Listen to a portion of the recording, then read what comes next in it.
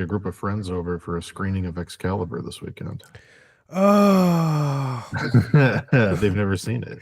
you get to watch their first time reaction. That's, Yeah. bro, what I would not give to be able to go there this weekend and watch Excalibur with you.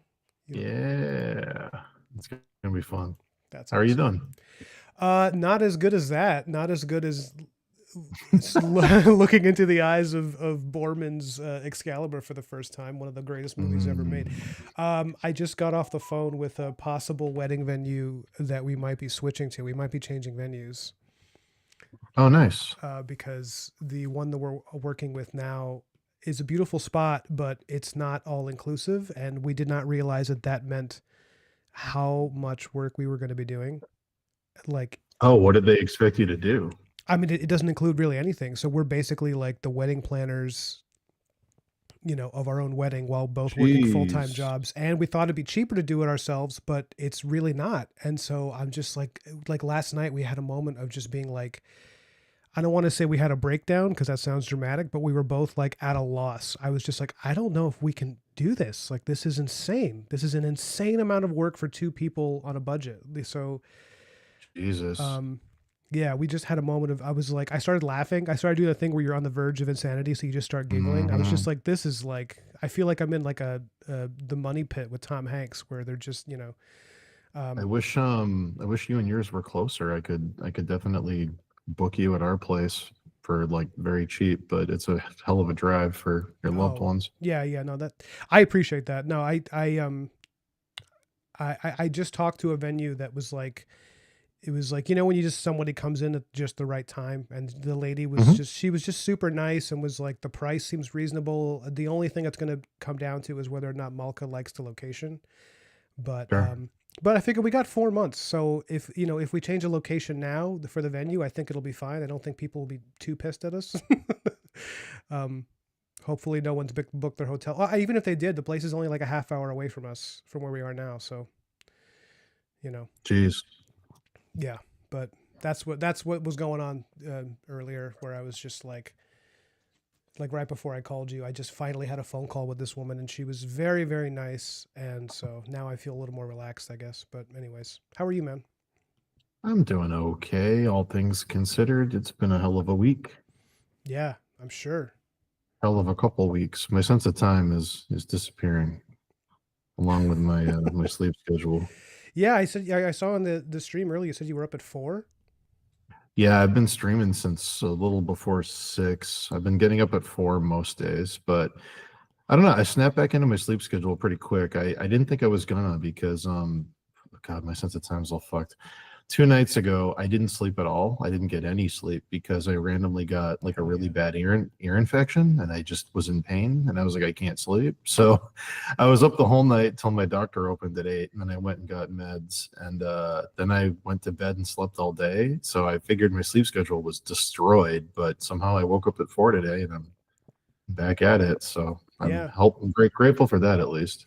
It sounds like your whole that period of your life where you just had crazy insomnia. It seems like that's just over. Like, it seems like now you can just do regular people thing and sleep, catch up on your sleep. I It seems like it. I have a funny feeling it's because of all the weight I've lost. I think the Yeah. insomnia was probably tied into some apnea, and I think now that that's going away, I think my ability to sleep through the night and not constantly wake myself up is probably what's attributing to it.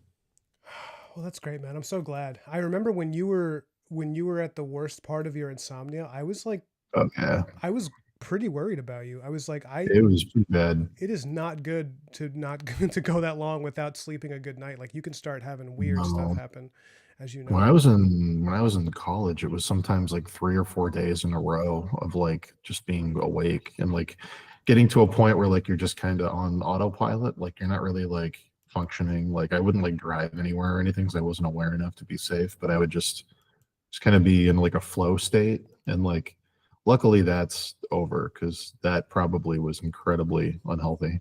Yeah.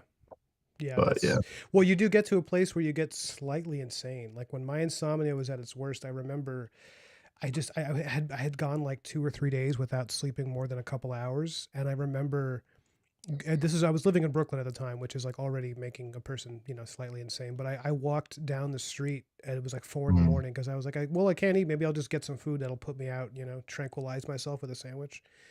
right. And as I'm walking down the street, I was like realizing my hands were shaking. And I was like, holy shit, I'm having like a paranoid episode. Like I Yeah. was so convinced I was being followed by somebody. Hmm. And it was like nothing. There was nobody there. And I was just like, oh, I just haven't slept in like 3 days. And so I think I'm slowly losing my mind. Yeah, you can go from crying to laughing really quick. You have like a huge emotional spectrum that just like anything can trigger you in any direction when you're that tired. It's pretty crazy. Yeah, which apparently I learned is largely because of testosterone, because Hmm. which is something I didn't even really know until a few years ago. Even with my personal training background, it didn't really come up that much for some reason. That like every night, apparently, this is according to that sleep expert that was on Joe Rogan.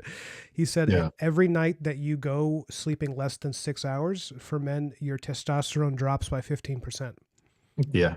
And if you just do that for several nights in a row, that you basically slowly lose like all of your natural hormones that keep you, fairly Hmm. optimistic. And then you're like, why am I crying?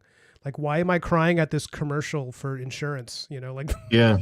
it's I crazy. also I also learned this is another weird thing that I learned recently that Yeah. if you don't have a little bit of like if you don't have like a little bit of healthy fats before bed, Yeah.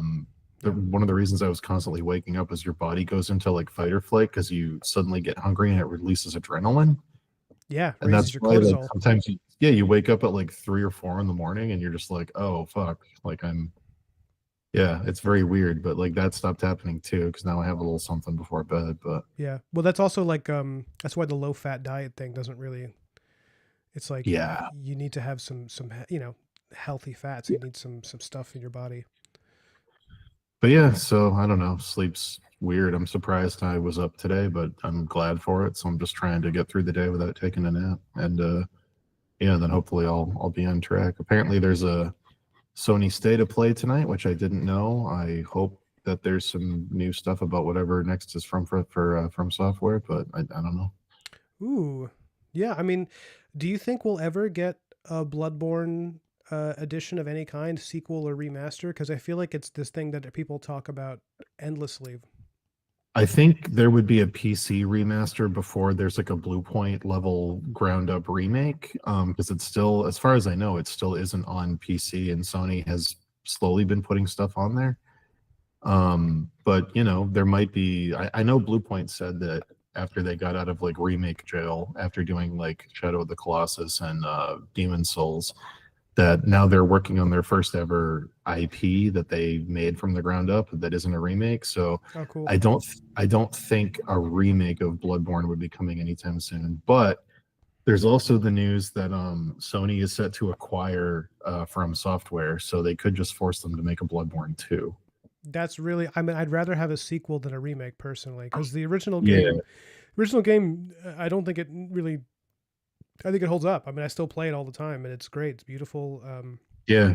I mean, after watching that, you seen that Vati video series where he has all these artists conceptualize a Bloodborne sequel, and they're all just like Oh incredible yeah. ideas. Yeah. My friend Sam Moonskin Lamont, who from way back was one of the winners on that. He does great stuff. Oh, which one was his? He was the one that won the contest of like imagining what the sequel would be, and he made like a bunch of it was like a world that was like on boats.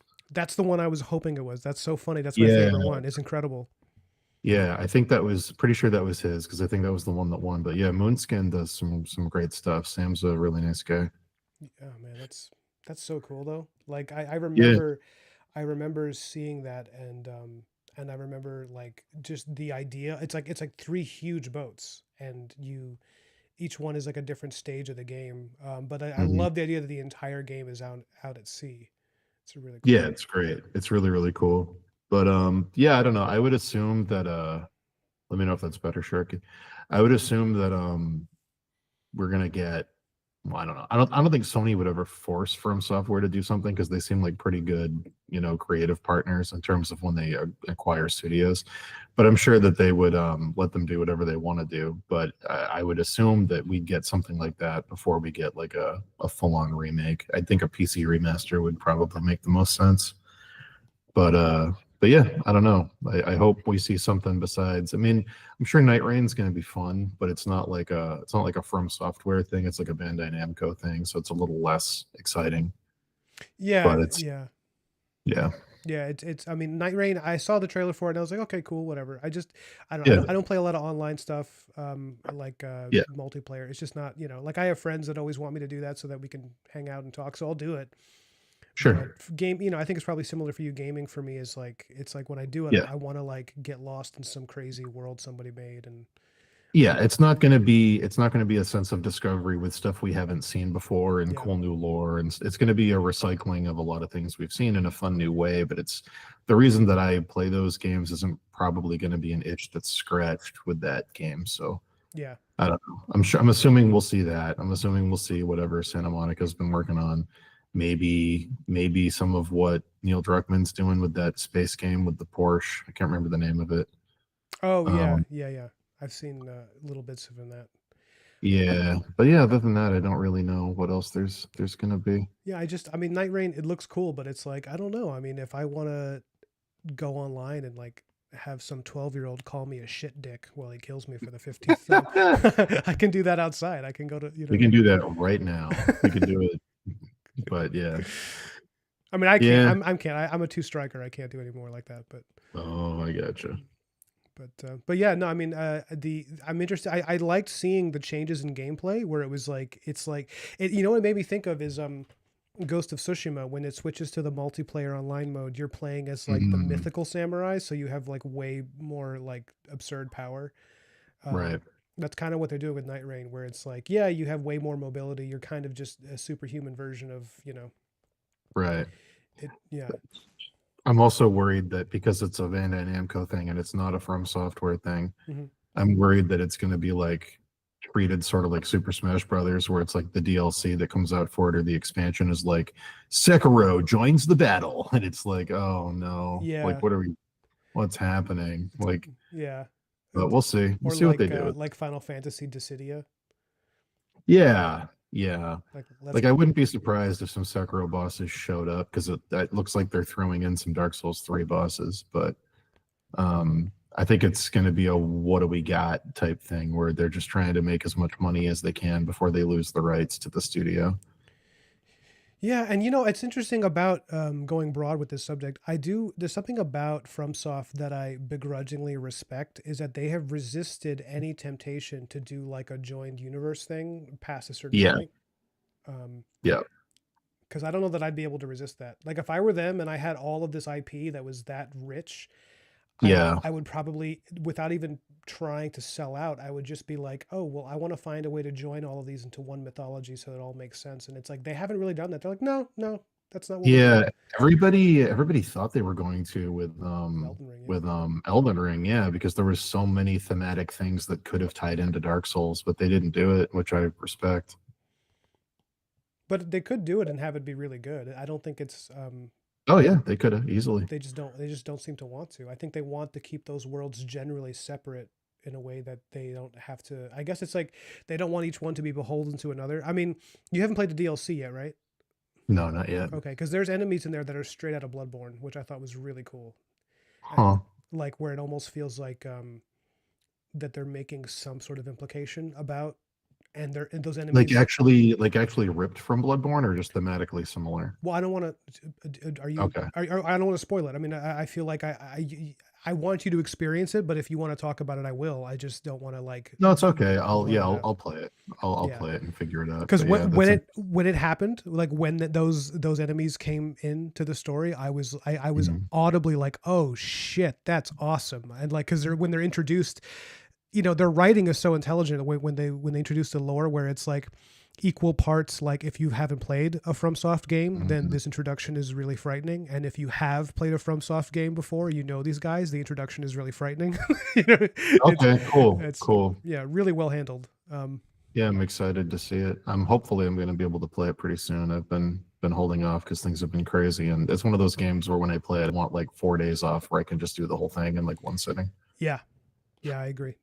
That's kind of how I've been with oh man, as per your recommendation, I've been getting into the Final Fantasy VII remake, the Rebirth. Oh yeah, Rebirth is very good. It's If great. you would, it's shockingly good. How far into it are you? I'm still in the first I just left Calm and now Okay, I just got my Chocobo. nice. So I'm still early on. I haven't really had much time to game, so but like I've been doing The it here really and there. the yeah the parts where it starts to get like shockingly good are when you get out of the cave after the Midgar Solemn and you're in the Junin area. That's where you're like, oh, this is like an insane accomplishment. Like the vibe of how it feels when you get into that part of the game is just so close to the original. It's really really impressive. But yeah, you'll see. You're pretty close to it. Um yeah, a lot of that I think also comes down to their soundtrack. Like I Mhm. really love how the music, for the most part, it's just a slightly more orchestral version of the Yeah, original sound, which is just great. Like that's exactly what you needed. Because if they had gone too far into the this is big budget, everything sounds like it's well, it does sound like a full orchestra, but they have enough sure. of that old school feeling to it where it still feels connected to it. They're very good about they listen to the old MIDI tracks from the PlayStation soundboard and they're like, what instrument in the real world sounds closest to this like sample that we used? And in the cases where there isn't one, sometimes they just reuse the PS1 sample Oh, and that's they throw cool. it in there with the other instruments and it's like, oh cool. Like, all right. That's cool that you realize that that kind of saw wave buzzy sound was essential to the vibe and you just kept it. Yeah, But yeah. yeah.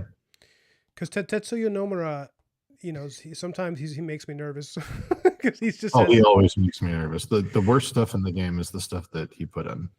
yeah. That's the unfortunately like the Zach flash forward stuff is probably the weakest stuff in the game. Okay. Yeah, I'll be honest. I was never a huge fan of Zach. Even in Yeah. the original game, it always felt like an unnecessarily complicated part of the story. Yeah. Um, That's why it was totally optional. They realized that when they first made it. It's like you could go through the whole game without, you don't have to find that cutscene with Zach. That's completely optional. oh, really? Yeah, there's only one part in the game where you see Zach and it's forced on you, and it's when you get to the crater and Sephiroth's like, hey, you're not actually who you think you are, you're this other guy. But they never tell you who he is or why you think you're him. All that stuff is revealed optionally if you go back to the Shinra Mansion basement on the third disc. There's a cutscene Oh, where you yes. see him get shot and killed, and it shows their friendship. You don't learn any of that unless you go find it. You know what's funny? Uh, As many other people did, I played that game with the official Final Fantasy VII strategy guide, and it definitely always led me exactly through those points. So I just assumed that they were just things everybody was doing. Yeah, there's a ton of weird hidden stuff in that game that the game you'd never find it if you didn't figure it out on your own. And that's probably the biggest one because it's like, why would you go back there on disc three? The game never tells you to. Yeah. You just have to go back and you'll find it. It's sort of like getting certain limit breaks and things are needlessly difficult. Like they don't really tell you how to get Vincent's. You just have to kind of accidentally figure it out.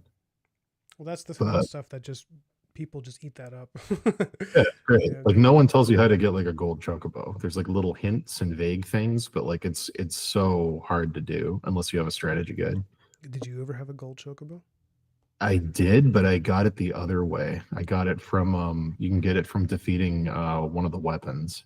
I can't remember which one, Oh but yeah, I think it's either Emerald or Ruby. If you defeat one of them, they give you a free gold chocobo. I beat most. I don't think I. There was one of them that I never beat. It might have been Ruby or Emerald. It might have been one of those because they were just so Yeah, insanely difficult.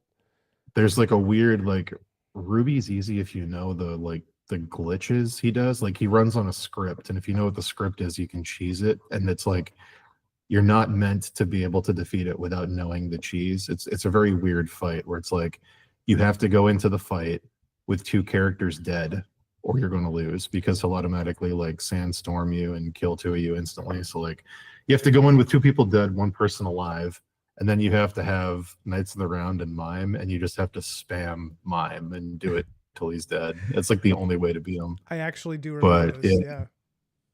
yeah, it's weird. It's weird that I remember these things and I don't remember very important things like documents I've signed and tax information. But can tell you how to beat all the weapons in Final Fantasy VII. I can tell you that.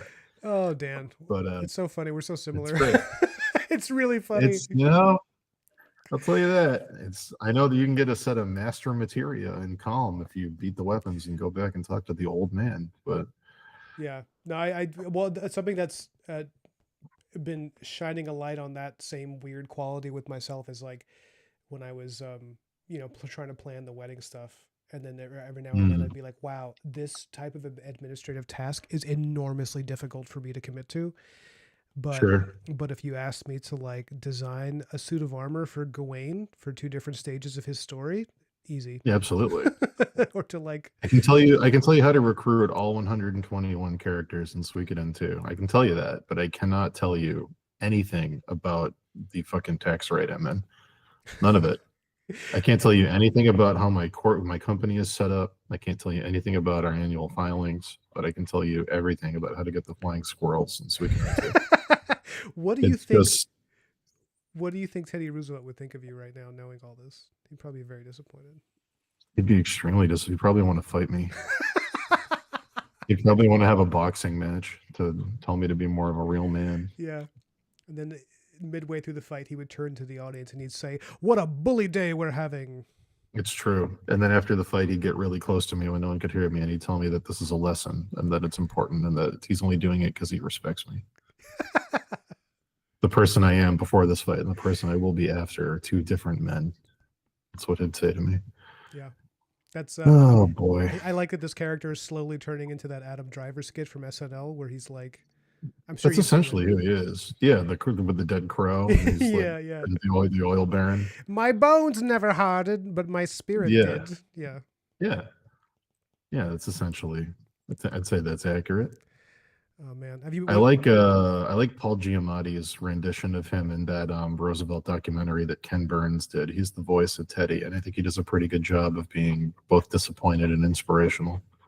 Oh, that is actually he would be good casting for it. If Yeah, he'd have to like physically change, but he can embody that attitude for sure.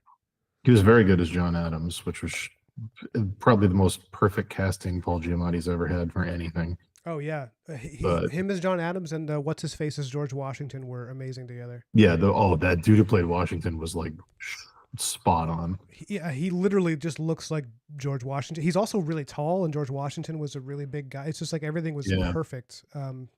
I hear he even has wooden teeth, so That's very, very funny. he doesn't. I don't know But about yeah, that. no, it's yeah, I don't know. Teddy, gotta love Teddy. What are you working on today?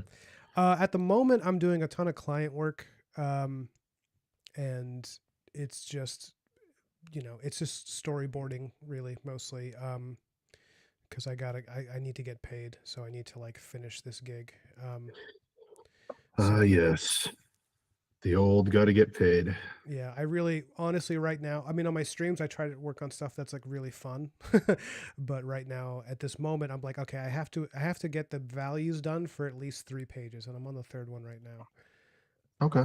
I mean, that sounds like you're making decent progress. Yeah, I mean all the inks are done. All of the inks for 22 pages. I'm supposed to do the colors, but I was thinking about maybe reaching out to a colorist I know and being like, "Hey, can you at least like can you flat the colors for me and I'll give you a percentage or something?" Sure. But I don't know. It's like it would cut into my final paycheck, but I'm trying to weigh whether or not it's worth it. Yeah, I get that. I've heard that doing flats in clip is incredibly easy now. I haven't tried It's yet. oh, dude, it's easy as hell. That's one of the reasons I don't really want to reach out to someone else is because it's like how lazy am I that I can't push a button? Yeah. I'm excited because like doing flats for our first 2 books before clip was really a thing was pretty time consuming. So Yeah, I'm excited to see how far it's come. yeah. You can. Do you know how to do it?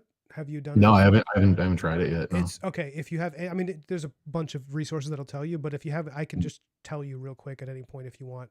It's just Yeah, I'll let you know when we get to that Yeah. phase. I'll let you know. because all a person has to do is just go to the line art layer and Mhm. just make sure that it's like referenced, and then you just drop to the layer underneath it and use the paint bucket tool, and it just respects the line art and puts the colors in there. Like, Oh, that's crazy. yeah, it's awesome. Yeah, excited to try it. And especially because the method in which I'm doing this client book right now is the same way that I think you guys did, Steve, where you're doing the line art and then you do like a multiply layer for the values, and then you just kind of do the colors underneath the Yeah, multiply it's layer. essentially because of how it printed and because of the amount of like we have a weird amount of like kind of off gray blue colors in there. Because we weren't sure how it was going to print, we put every color on an individual layer. So if we had to adjust them after the test prints, they were all separated. Whoa. So it was pretty time consuming to do because Yeah. every individual color is on a different layer. Because when we did the test pages, certain specific things had to be tweaked in certain ways, so we couldn't flatten anything.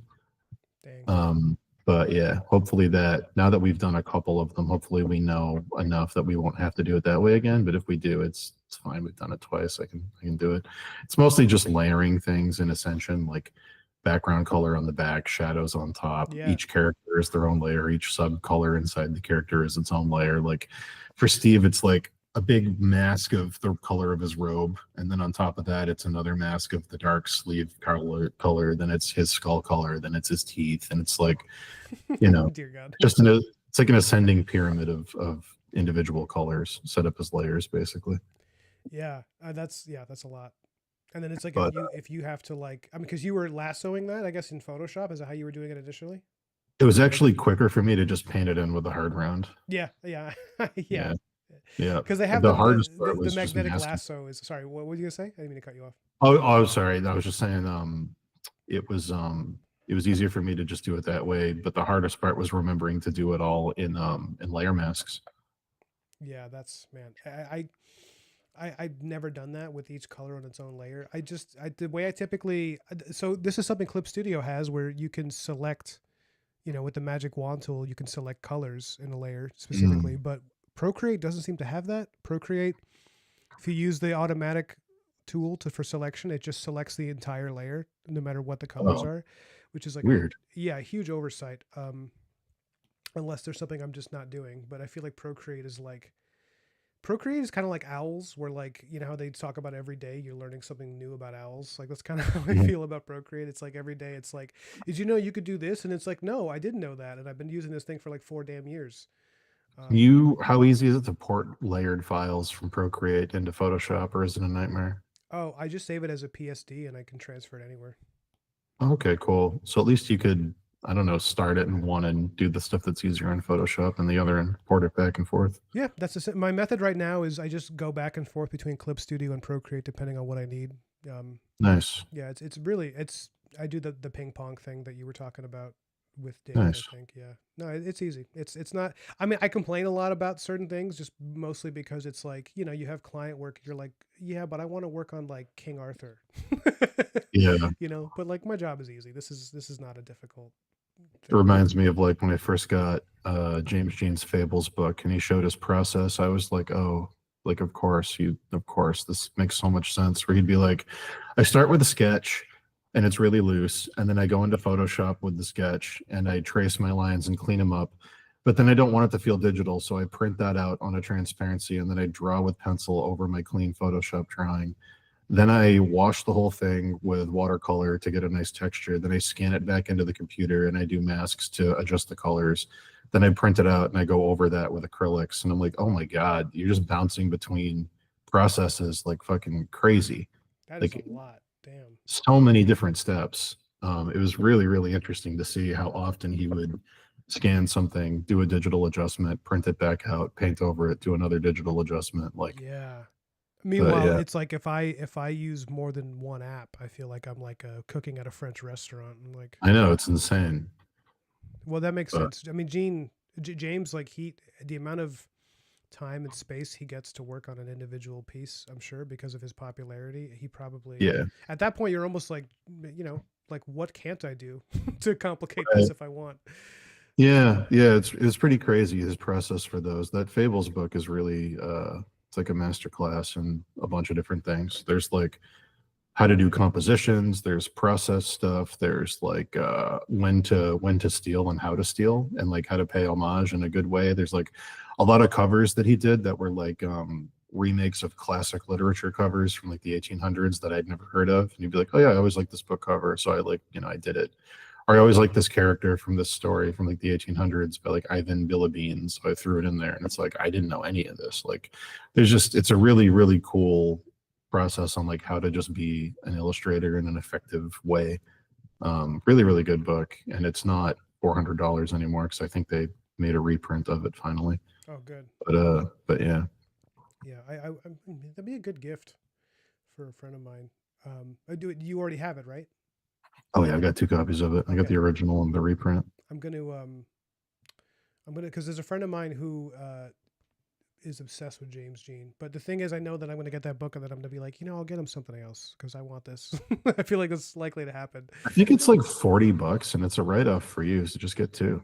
That's a good point. Yeah. I man, Yeah. I was writing everything off for a long time, and now I'm more conscious of it because you know how it is as a freelancer. You do that, and then later on, it just looks like you make no money because you wrote everything off. Oh yeah, yeah, it's tough, especially if you're especially if you're trying to convince a bank to give you a loan for something. They're Yeah. like, "Oh, you made no money," and it's like, "No, I did. I just spent a lot of it." Yeah, like come on, guys. Clearly, I can afford this time machine. Look at my income. Yeah, I remember Dave was telling me that when he was going through the process of getting his house, it's like he couldn't do deductions anymore because he had to show them on paper how much he made in a certain year, and it's like no more deductions. It was just like handing over a huge chunk of money to the IRS just to be able to say, I want to get a house is pretty crazy. Yeah, that's But so many things to consider for like every aspect of your life. mhm, thank you, Sharky. But Okay, yeah, let me check the chat here. Edgar, hey, what's up, Edgar? What's up? Johnny says I sleep 12 hours the past couple of days, and I still have to pull myself out of bed. It's from being tired from work. Yeah, I mean, yeah, that yeah, sucks, man. Well, you're it still working sucks. at Hooters, right, Johnny? I would imagine he is. Also, does he mean 12 hours every day, or does he mean 12 hours total over 3 days? 'Cause that didn't make anybody tired. Well, I think he means 12 hours the past couple of days. Oh, no, I see what you're saying. Yeah, do you mean, yeah, Johnny, you got to clarify that. We can't 'Cause if give you you. only slept 12 hours total over 3 days, that's 4 hours a day. That's absolute shit. Yeah, that's terrible, Johnny. Yeah, it's no good. Knowing Johnny, it could be either. He could be Johnny's such a wild card. Dang. Johnny, I hope you get better rest, man. At least he's not in the woods while texting us anymore. That's true. That's an improvement. I'll never forget that. Johnny's like, "Hey, I'm lost in a cornfield or something." Like he said something crazy. I was like, "Oh, you're about to get murdered by cultists for sure." Jeez. Is that Johnny Pearson? Yeah, Johnny. Yeah, the only Yeah, Johnny that I have room for in my life is Johnny the only Pearson. Johnny that matters. Yeah, that's the only one. I really do hope I get to meet him in person. If he ever comes around, I know he's over in Utah, but I feel like Johnny and Edgar are the two people from the chat I think I've spoken to the most, and Maya, Gross Girl, she's hilarious. Oh yeah, Gross Girl's great. Yeah, she's so funny, dude. She's like, she'll just like send me random stuff sometimes. It's just really funny. But, We love Gigi here. yeah, We love her. her comic. Have you been seeing the progress she's been making with her comic? Yes, I got to do a deeper dive into it. It's been looking really sharp. It's like, Yeah, her style is awesome. I She's saw that Miles Johnston started making a comic. oh, what does that look like? He's basically trying to be like the new Junji Ito, which I think is a perfect path for him to take. Yeah, I could see that working pretty easily. It's very surreal. It's very pen and ink, a lot of cross hatching and stippling, and like it's a pretty big leap for him to go from fine art one off stuff to like I'm going to do sequentials and somehow maintain my style. It's pretty cool. I have a very personal, like, how do I put this? I get like a deep enjoyment, I should say, when I see fine artists and illustrators that try their hand at comics of any Mm, kind. I just really like seeing it because we need more. We need more of that. We need more of like the crossing over of the sophisticated fine art with the approachable graphic novel because I just think it just absolutely. you know Yeah, I was shocked. I mean, I'm glad Miles is doing it. I'm excited to see what he does with it. Is it something he's writing himself? Yeah, yeah, it's all ideas for surrealist kind of horror stuff that he had. Oh man, that's gonna be. Is it in the Discord? I got to see that at some point today. That sounds I incredible. don't. I saw him posting it on Instagram earlier. I don't think it's in the Discord, but someone could throw it in there. All right, I did my values for the freelance stuff. Now I'm gonna work on some King Arthur stuff. I gotta get a little more. Hell yeah, one for them, one for you. Yeah, just me and Hell yeah. Scorsese on the same level in every possible way. Did you see him talking about Robert Eggers? I thought that was very, very, very funny. What did he say? He was like, "Oh, that guy's great. Everything he does is just fantastic." He was like, "He just can't miss." And I was like, This is great. This is really, really good." It's nice to see I Marty love. excited about somebody. I know. Like, I feel like I never see him like pumped about something. He's like, "Oh, everything that guy does is nuts. It's so good." I'm like, "Wow, wow, good." That's cool. Yeah. I mean, he. Well, it's funny. A lot of. Do you agree with his assertion that Marvel is not cinema? Um, it depends how you define cinema. I mean, if Independence Day was cinema, then Marvel movies are cinema. But if you're saying that popcorn blockbusters aren't cinema, then Marvel isn't cinema. But it really depends on your definitions. If you're saying that all blockbuster popcorn movies aren't cinema, like to be taken seriously as art, then I would agree if that's your definition. But if you're saying that the Marvel movies somehow are exempt from like Independence Day type movies, then no, I don't think that's fair. Yeah. But yeah, yeah. I can see where he's coming from. If he's saying that, turn your brain off and have a good time movies aren't supposed to be like big thinkers, like then sure. But I haven't, to be fair, I haven't listened to the full context of that quote to know if that's what he's saying or not. Yeah, I think that's a good way to put it. Yeah, from what I know, I think he probably was referencing them as being very forgettable endeavors, or just like, or not even Yeah. forgettable would be the term. Like they're not. Well, no, I guess forgettable. Like I don't think he thinks of them as irreplaceable art of any kind. Yeah, I can also see like if you're like an old school guy who respects the environment of like, Hollywood and cinema and whatever, like the Marvel movies coming out essentially meant that other people couldn't get their movies into theaters because they weren't going to make as much money, and like process of elimination, they basically went extinct. Like art house things and smaller budget movies that would get a national release became less likely after the Avengers, essentially. So like it is in a way a destructive force for independent art and for, less mass appeal movies, but I think that that's something that has to be remedied from within the industry as opposed to just saying these don't count. But yeah, I can see where the frustration comes from in a certain way. Because it's like, he's going to labor making a 4-hour epic called The Irishman, and it's not going to be in theaters. It's going to be sent to streaming because there's no way it's going to recoup the money against, Age of Ultron or something. Yeah. But yeah, even if it's a more labor intensive, meaningful thing that, in the test of time will probably be seen as a more important piece of art, it's still, it's not going to sell tickets the way that, Civil War is going to. Yeah. No, that's. But I could see yeah, why that would be frustrating. Yeah. yeah, yeah, I get that. But people said the same thing about Star Wars when it came out. They said that it wasn't art and it shouldn't be, seen as a movie. And then it got put in the Library of Congress and everybody mauled it and coped and seethed about it. Like that was, they said that about all the Spielberg movies too. When Spielberg and Lucas came on the scene, they weren't serious film directors. The blockbuster, like when Jaws became the first blockbuster, they were like, this is the death of cinema. That's They were so like, crazy.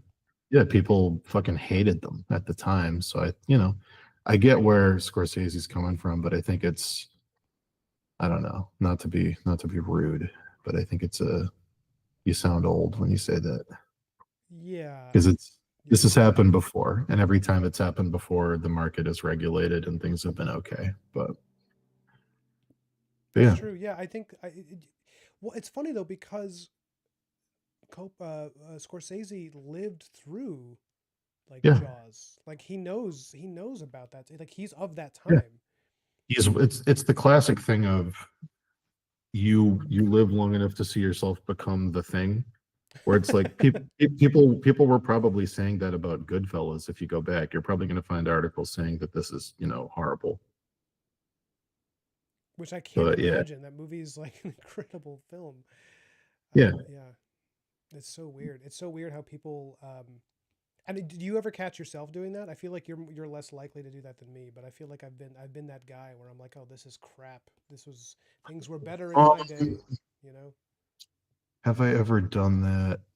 I've been guilty of doing it with I've been guilty of doing it with like video game stuff where I'm like, what is this? Like I don't understand like live service games. I don't think they're fun, but I get that a lot of people do. And it's like, okay, these aren't for me. I have to take myself out of it and go, okay, if I was growing up at a time where internet is fast basically for everybody, and everyone is like, that's the thing you do when you get out of school is everybody hops on a game and they play. Like if I grew up in that environment, I'd probably love it because that's how you're socializing with your friends, and that's like everyone's doing it. It's a common shared experience. It's foundational to friend groups. Like that just wasn't how I got into video games, so it's just not for me. My take on it usually isn't this is bad. It's usually just this isn't for me. um unless I have a reason, like an actual like critique reason to think something is bad, like as opposed to it's just not fun. That feels like more of a me problem than the game problem.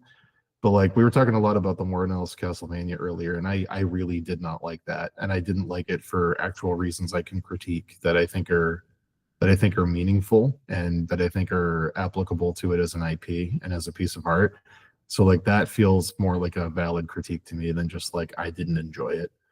But yeah, Warren Ellis and Castlevania. What he did a graphic novel.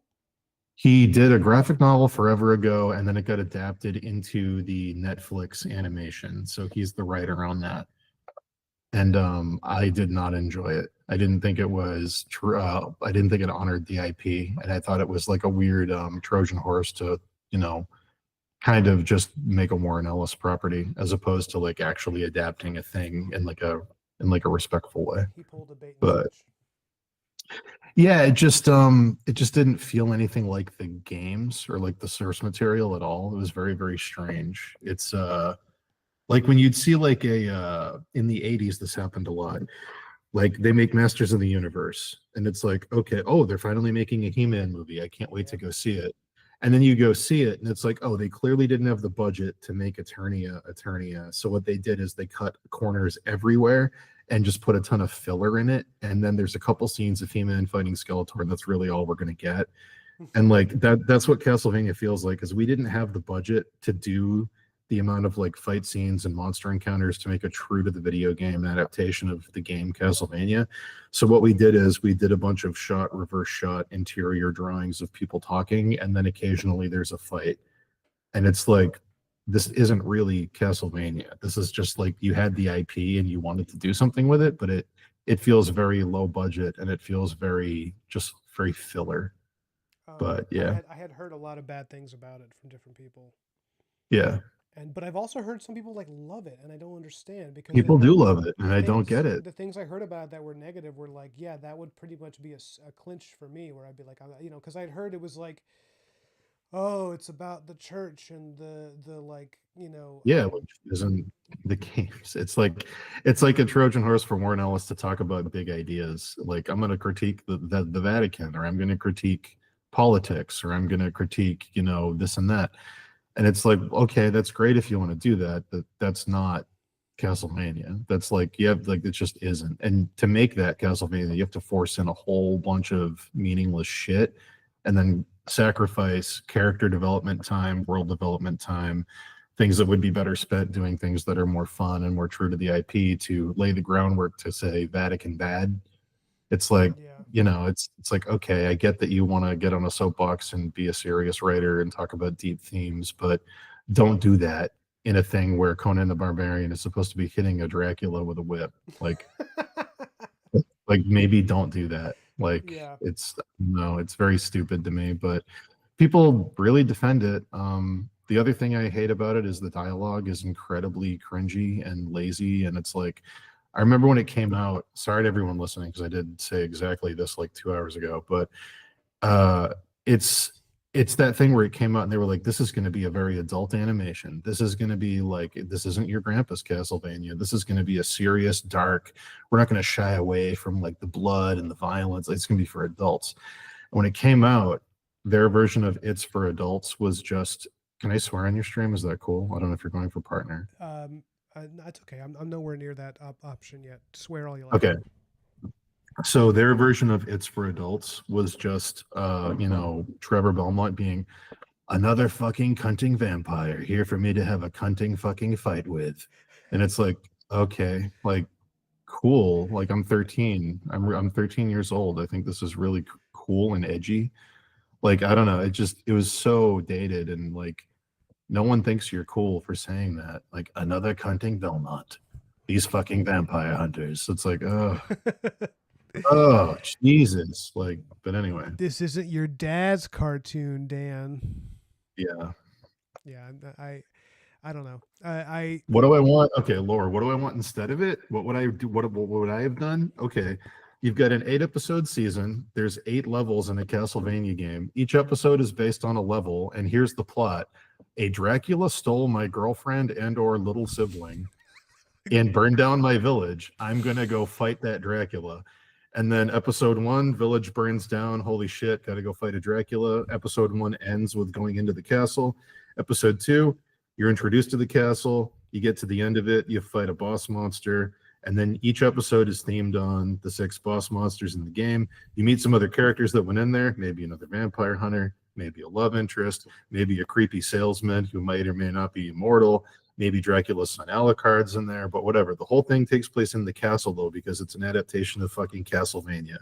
The whole, like, the idea that we're going to spend more than half the season in the Vatican and in a village and in a town hall debating, like, stop. It's nuts to me. It doesn't need to be that. It doesn't need to be character focused. It doesn't need to be world building focused. It's a guy exploring a castle, fighting monsters with a whip, and you can have fun with that, and you can do cool stuff. Look at Vampire Hunter D Bloodlust. There's room for the characters to grow there. There's room to talk about themes of life and death and eternity and nature and consumption versus consumer. All those things are there, but at its core, it's really cool fights between monsters and a half human, half vampire. Yep. And they don't forget that. They don't forget that is what it is. It's like when you lose sight of what the IP is in exchange for all those lofty themes, it comes off really cringe. It feels like a high schooler wrote it. Yeah. But yeah. Yeah, so I also want to point out how funny it is to me that somebody asked Dan what he wants in a Castlevania show, as if they didn't just open up a huge box of things. Yes. They're like, yeah, well, what do you want, Dan? It's like, oh, really? Like, we cracked what I want. No, yes, yeah, I agree. That's what I want. So I actually think that I agree with you completely. I think that there's a weird cultural thing that's been happening that we're just starting to get out of, I hope, which is that this really silly notion that going directly for like an elegant plot that's just a character moving against a threat is somehow less sophisticated than having people talk in hallways. Yeah. You can see that in a lot of the, I mean, I stopped watching the Marvel shows a while back, but there was that element of like, no, this is sophisticated television. So here's like 14 scenes of people talking in hallways about how they feel about things, and and we have to show that, I'm a big boy writing this, so the action sequences are we're going to really parse them out and ration them, and it's just like, yeah, Castlevania. It's like you have to let something be what it is. Like if the whole thing that drew people to Castlevania is like horror action, then feed people that. Like that's what they're coming for. Also, like, look at Delicious in Dungeon. The entire thing is in a fucking dungeon. Like you can make a Castlevania show that takes place inside Castlevania. Like, it's weird because like the building blocks for a really solid story and a sympathetic villain are there. Like making Dracula like relatable is good. Making it about the humans killing his wife and him getting revenge is good.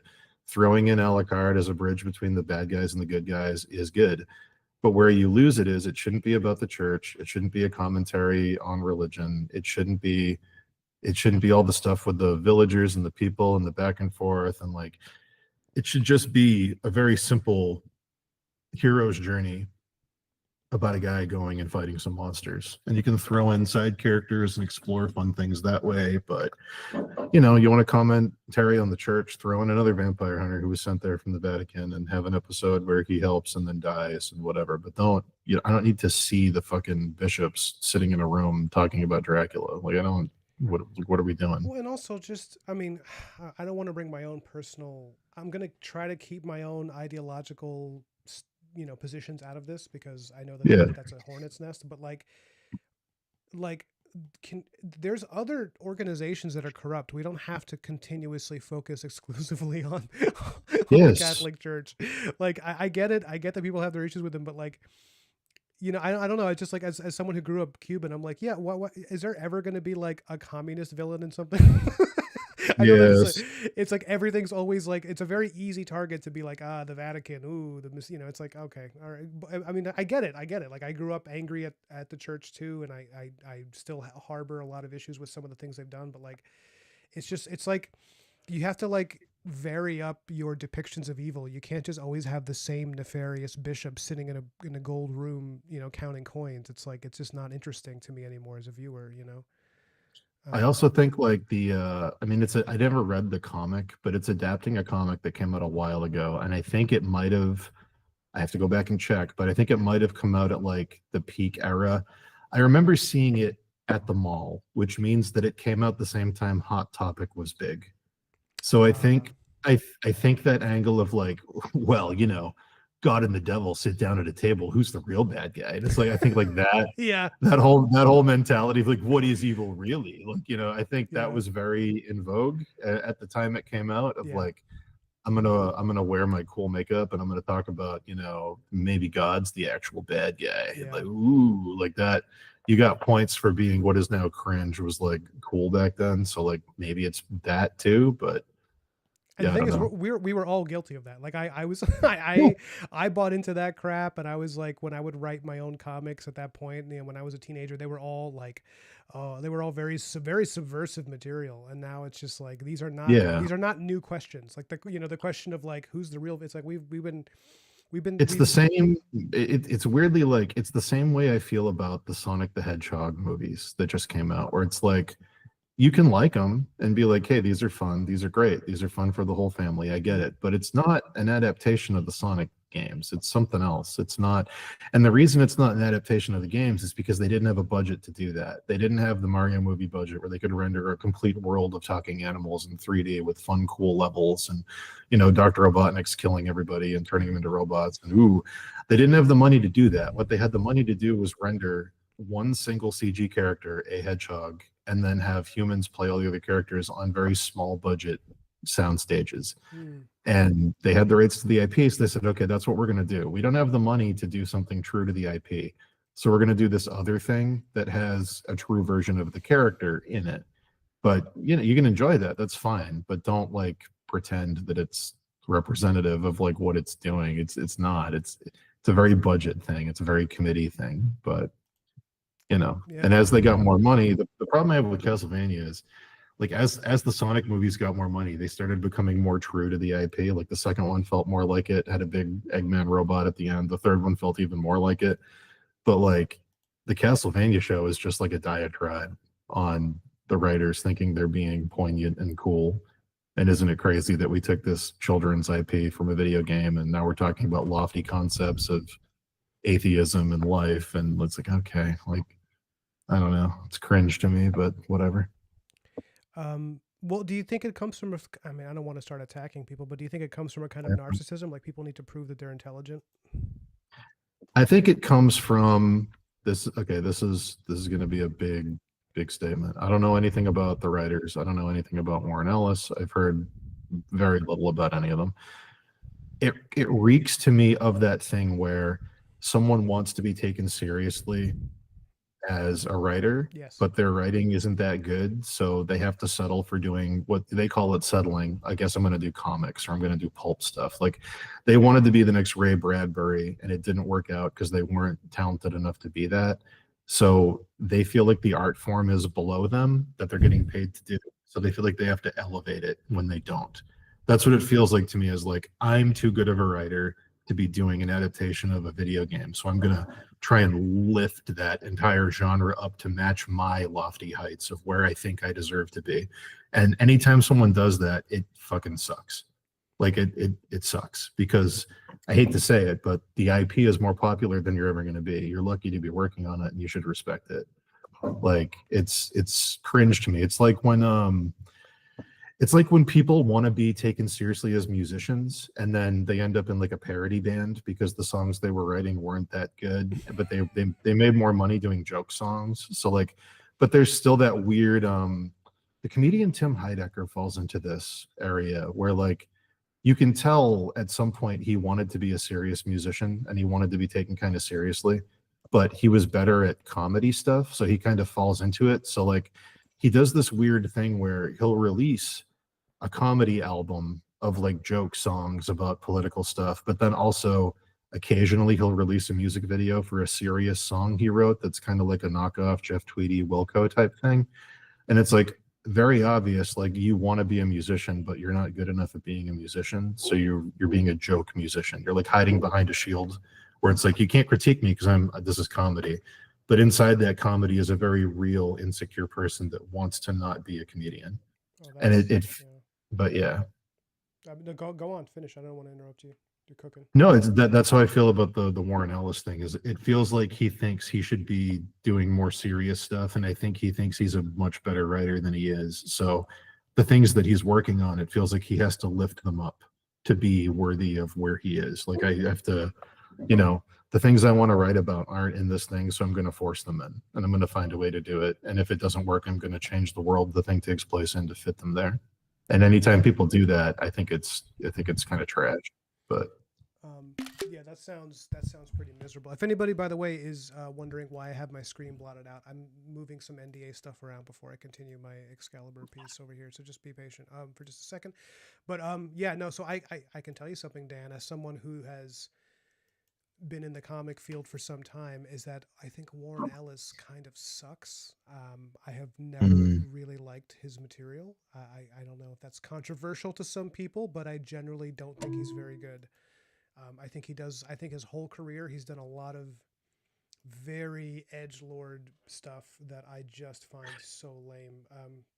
Okay, it feels very edgelord to me, but I'm also a hater, so it's good to hear you say that. Well, I mean, I guess I'm kind of a hater too. I really do not like pretentiousness. Like I just find it so. I mean, most people don't like it, but I think people. I have everyone has their own particular like alarm for certain things. Mm-hmm. When I get a whiff of like, oh, this person is trying really hard to be edgy, like that he's trying to shock me. That is so. That is like, I think they would call it a boner killer. Like it's just like, yeah, I just have no interest in anything else you're writing because it shows that you just aren't as. There's something when you can tell a writer just isn't that intelligent. I know that sounds awful, but like, yeah, you can just tell somebody's like not that smart and that they're trying really hard to be, and that is such a huge turnoff. It's like it gives you the ick, Yeah, exactly. It's like, I don't know. When you see somebody rehearsing what they're going to say before they walk in a room and say it, and you're like, oh, you're not an authentic person. You're like trying way too hard. It's just very cringe. And it's like, okay. And like, I've got nothing against anyone else who worked on that show. It's all good stuff. Like Sam Dietz did good stuff, and other people that have worked on it have done good stuff. I just don't like the writing. It's like, yeah, I just don't like the writing. I like when things, I don't know. It also came from that weird period that thank God we're out of. That weird period that may have started after the Clooney Batman when they had to do Batman Begins, where everything had to be a serious adaptation. You couldn't have fun anymore. Everything had to be grounded and make sense, and it had to be very real, and everything had to feel very believable. And if you have gadgets, you have to explain them, and it's like everything fun in Castlevania has an explanation in that show, and it doesn't need it. We don't need to know how the cross boomerang he throws is made and where it came from and who invented it and how the physics work. And we don't need to know that. It's all this weird thing of like, we have to explain everything. That was that weird era in Hollywood where everything had to be grounded, which kind of went all the way up to, I don't know, it was there in the Thor movie where it's like, how do we make Thor not he can't be a god? That's too silly. Maybe he's an alien. So we'll have an alien race that's so advanced that we'll think they're gods. And like, okay, let's like, it was there in that. It was there in these sometime after the Avengers. I think it started to go away. Maybe when they made Doctor Strange, they were just like, magic's just magic, whatever. Yeah, Like, yeah. it was weird that there was like a weird embarrassment where like silly things couldn't be what they are. We had to explain them away with some logic to make them not silly.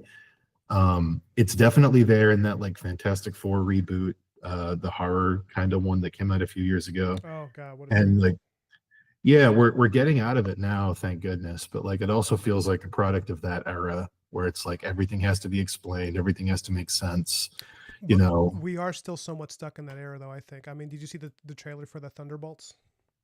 Yes, I did, which is it's shocking to watch the trailer for the Thunderbolts the same week the trailer for the Fantastic Four came out. Yeah. It feels like when you used to watch an Avengers trailer and then like a Zack Snyder Superman trailer, and you're like, oh, these are totally different.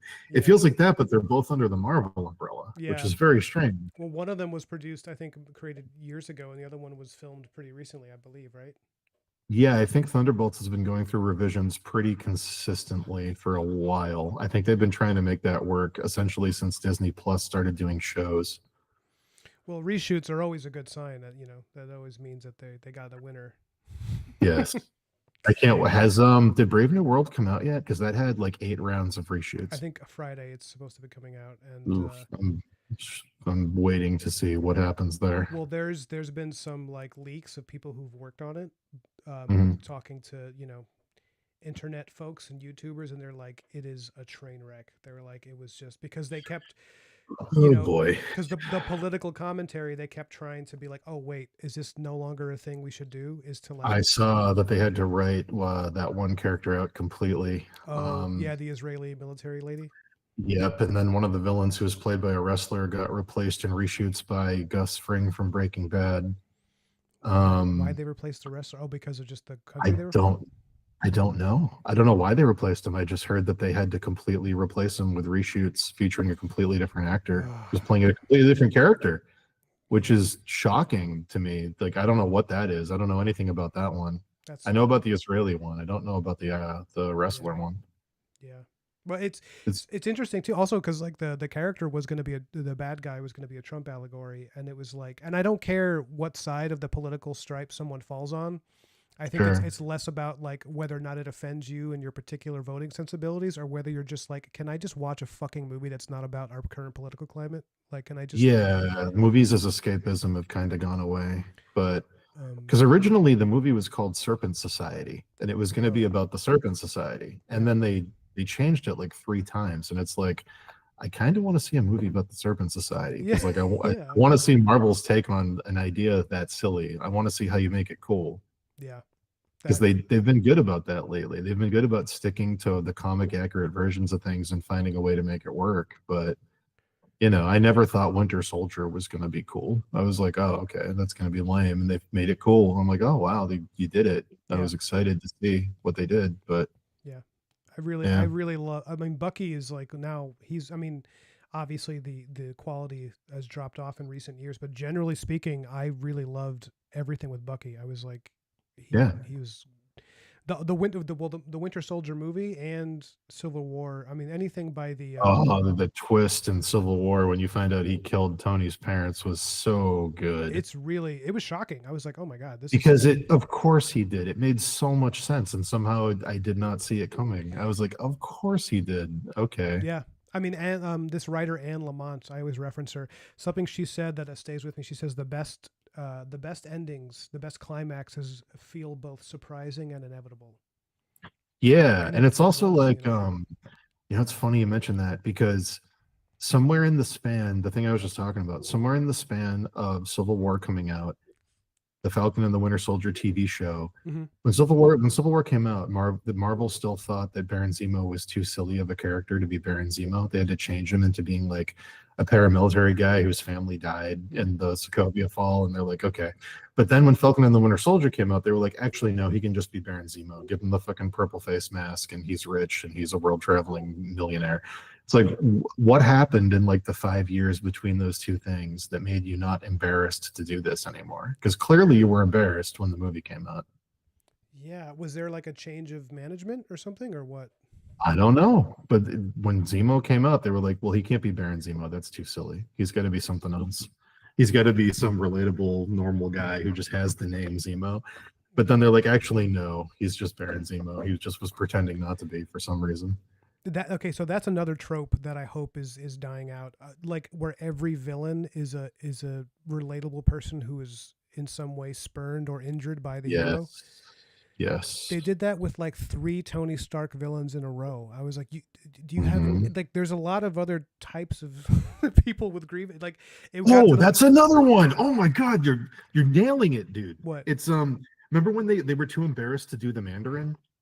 And then 5 years later, they were like, actually, we're just going to do the Mandarin. We're going to do Shang-Chi and his dad's the Mandarin. And it's like, Yeah, you were like, the Mandarin's too silly. So it has to be like this weird thing in Iron Man 3 where it's like some actor pretending to be him funded by AIM. And it's like, I remember okay. that. Yeah. And then it's like 3 years later, they're like, we're making Shang-Chi and his dad is the Mandarin and he's a sorcerer who's immortal. And it's like, what the fuck are we doing? Like, Yeah. what? I so some of that here's what I think. Some of that I think comes down to Kevin Feige and his. I think Kevin Feige is a good businessman according to what I understand, but Yeah. I don't think he has a great imagination because I feel like he is very against like genre cross pollination. Like he, you know what I mean? Like the way he tried to keep the Netflix Marvel stuff, which in my opinion is some of the best stuff they've ever produced. Yeah, Daredevil was fantastic. Jessica Jones was really good. Yeah, he's like the fact that he would try to keep that separate from the Avengers films because he felt like the street level guys couldn't really interact successfully like organically with the others. And I was like, what are you talking about? That's literally how the Yeah, universe is made. I think he was trying to prevent cross pollination for so long that I think once certain things started happening, he started opening certain doors. It was like, oh yeah, you can make a Marvel movie that's also just a straight up fantasy film. You can do that. yeah. You don't have to make everything feel like it's grounded in like pseudo meta science Was the because turning point Guardians of the Galaxy? Was that what did it? I think James Gunn opened a lot of doors because he just he wields his genre with such light power. He's very like he's like, oh yeah, we can just make it funny and it'll be fine. you Because know? that movie was nothing but comic accurate stuff. And I think up to that point, because that was right after Avengers 1, which was still trapped in that everything's got to be serious thing. Hmm. So I think it really was Guardians. I think that's what shifted it for them because Guardians was like Howard the Duck is here, and we're gonna do the Infinity Stones, and it's like what the fuck? Like this is crazy. Like this is completely different tonally than everything we've seen up to this point. Yeah, that's true. But it's very funny.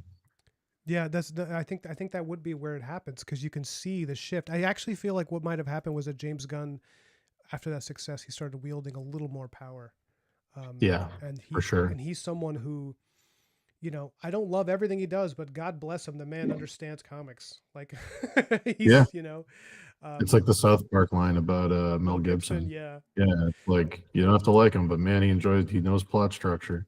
I gotta say though, I think you and I were talking about his interview on Rogan. Like I, The Angel movie, I can't wait. yeah, no, his like redemption. What's it called? Yeah, It's gonna be insane. Like it's about Jesus spending 3 days in hell before he ascends. I'm like, are you kidding me? yeah. You think I don't want to watch that crazy motherfucker make that crazy movie? From the guy who made Apocalypto with that level of art direction, absolutely, I want to see that. Okay, can we talk about Passion of the Christ? Can we Yeah, talk about how incredible a film that is? it's a pretty gnarly movie. It's got a very distinct vibe and it's got a very distinct energy. Yeah, how would you describe it? Feel free to rhapsodize. Um, it feels, I mean, very intentionally, it feels painful. The whole movie it's not easy to watch. Mhm. It's very intentionally like nothing feels comfortable the entire movie. It's very like you're watching and it's kind of like what people say about like watching a car crash and you can't look away. Mm, It's like the whole movie feels very intentionally like you're gonna watch this and you're gonna feel bad yeah. and like, but yeah, it's I don't know. It's kind of like I haven't seen it in so long. I'm biased. My favorite biblical interpretation film is still Last Temptation, which full circle goes back to our Scorsese talk. Yeah, But for sure. but yeah, I like more of the mysticism stuff, which Gibson has a little of in there. There's a little hint of that going on, but it's not. It's more human. I think it's trying to make it more relatable by humanizing the story a bit more than it usually is. Hmm. But I like the more mystical stuff personally. But yeah, it's a very well executed film. Um, you prefer the mystical. Is that what you said? I want to make sure I Yeah, understand I that. prefer when people do like Bible adaptation stuff, I prefer stuff that leans into the more mystical stuff. The Yeah. human character stuff is cool, but I enjoy when people don't shy away from the weirder, more magical parts of it. Yeah, and so that movie for me was this incredible evidence of Mel Gibson's ability to make horror, because Yeah, there's yeah. parts of that movie, when Pontius Pilate keeps encountering these hallucinations of demons and hell that are Mhm. absolutely fucking terrifying. Where he's like Yeah, talking, they're pretty rough. he's talking to those kids, remember, and the kids are teasing him, and then every time he looks at their faces, they keep changing, and then they start to look like they're play like he switches out the actors, and they're like little people with like they're like little grown men, and he keeps doing that. He keeps Yeah. like the idea of like hell as a place where innocence is perpetually perverted and made into something. It's like he was talking about this idea, which is a very Christian idea of evil, where it exists purely to flip what is good. So innocence becomes, predatory, light becomes dark. Like, and so he's just like every time one of the characters encounters hell in some way, it's like Mhm. it's just taking something that should be harmless and making it like the most unnerving thing that you can. And it's just, but his visual power, like Mel Gibson, I don't know, something about what's going on in that crazy dude's head. He's got some amazing ability to I mean, like he's a visual storyteller, and it's like you wouldn't think that this actor who is famous for like being a hot guy in the 80s Mhm. would be like, oh yeah, also I can, you know create a movie on film that looks like a bit like a Rembrandtian masterpiece, like with a Yeah, it's all of the color and art direction and composition of the scenes in that movie is incredibly well done. yeah. Yeah, Gigi says By the the way, sorry, go ahead. no, go ahead. What I did was just Gigi going to say? say, Gigi says the mystical is the most interesting part of any religious mythology. It makes the human moments more poignant. I agree. True. Yeah. Yeah, yeah. I was gonna say, you haven't watched Last Temptation yet, right? No, no, it's on my list though. After we talked about it, I've added it to my list. Do you know who plays Pilate in that movie? No. Oh boy, get ready to watch David Bowie chew some scenery Oh my God. as Pontius Pilate. Get ready. David It is Bowie? David Bowie plays Pontius Pilate. I'm surprised he doesn't play the devil. Oh, just wait till you see who the devil is. The devil's played by multiple people. Oh, okay, that's brilliant. Yeah, it should be. That's yeah. When Wow. Jesus is in the desert in that movie, when he's in the desert in the circle and the temptations come to him in the form of the asp and the lion and the flame, they're all the devil and they're all played by completely different actors. And how they act is completely different in all three scenes, which is exactly how it should be because he's coming in three different forms to try and trick them. They shouldn't all sound the same or act the same. And it's really, really, really well done. But you're gonna like it a lot. That's wow, that sounds man, and Willem Dafoe as Jesus is already like really interesting casting, It's a especially very interesting casting, yeah. yeah, young Willem Dafoe. I could see him pulling that off really That well. movie has like a weird, I won't ruin it, but there's a moment in that movie that feels like waking up out of a weird nightmare where you're like pulled back to reality and it's very jarring. But yeah, It you're might gonna like it. it might be the only Scorsese movie that I haven't seen. Now that I think of it, It's very interesting. And I want to say I might have my timeline wrong here. This is just a guess. Based on when it came out, it may have been the reason The Life of Brian got made. oh, interesting. Why do you say that? Because I think it was mid 70s. And I'm wondering because the Monty Python movies for a while were kind of like obviously Holy Grail was a parody of Borman and a few other things. But I think maybe because of all of the there was a massive backlash against that movie coming out. Um, Huge backlash. It's like Scorsese talks about it a lot. It's like the only movie he ever put out that like was like absolutely panned by everybody. And I think maybe that might have been why Monty Python did a parody of it, but I could be wrong. I'd have to make sure that it came out after. Wow, But yeah. that's interesting. Yeah, the only other Scorsese movie I think I haven't seen. Didn't he do that one with Robert De Niro where he's like a failed comedian or something? Oh, the King of Comedy. Yeah, I never seen it.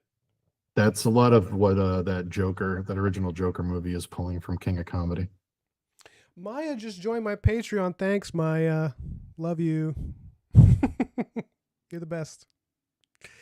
Oh man, I'm thinking about there's some scenes you're gonna love. You're gonna love them.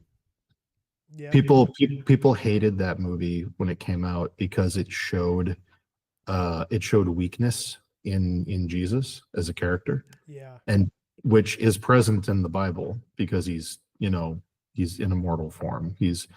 You can be tempted, but you don't give in to temptation. But just the fact that they showed the temptation and like the moment of doubt, it was enough for people to freak the fuck out. Yeah. But you're gonna like it. The culture is so different now, though.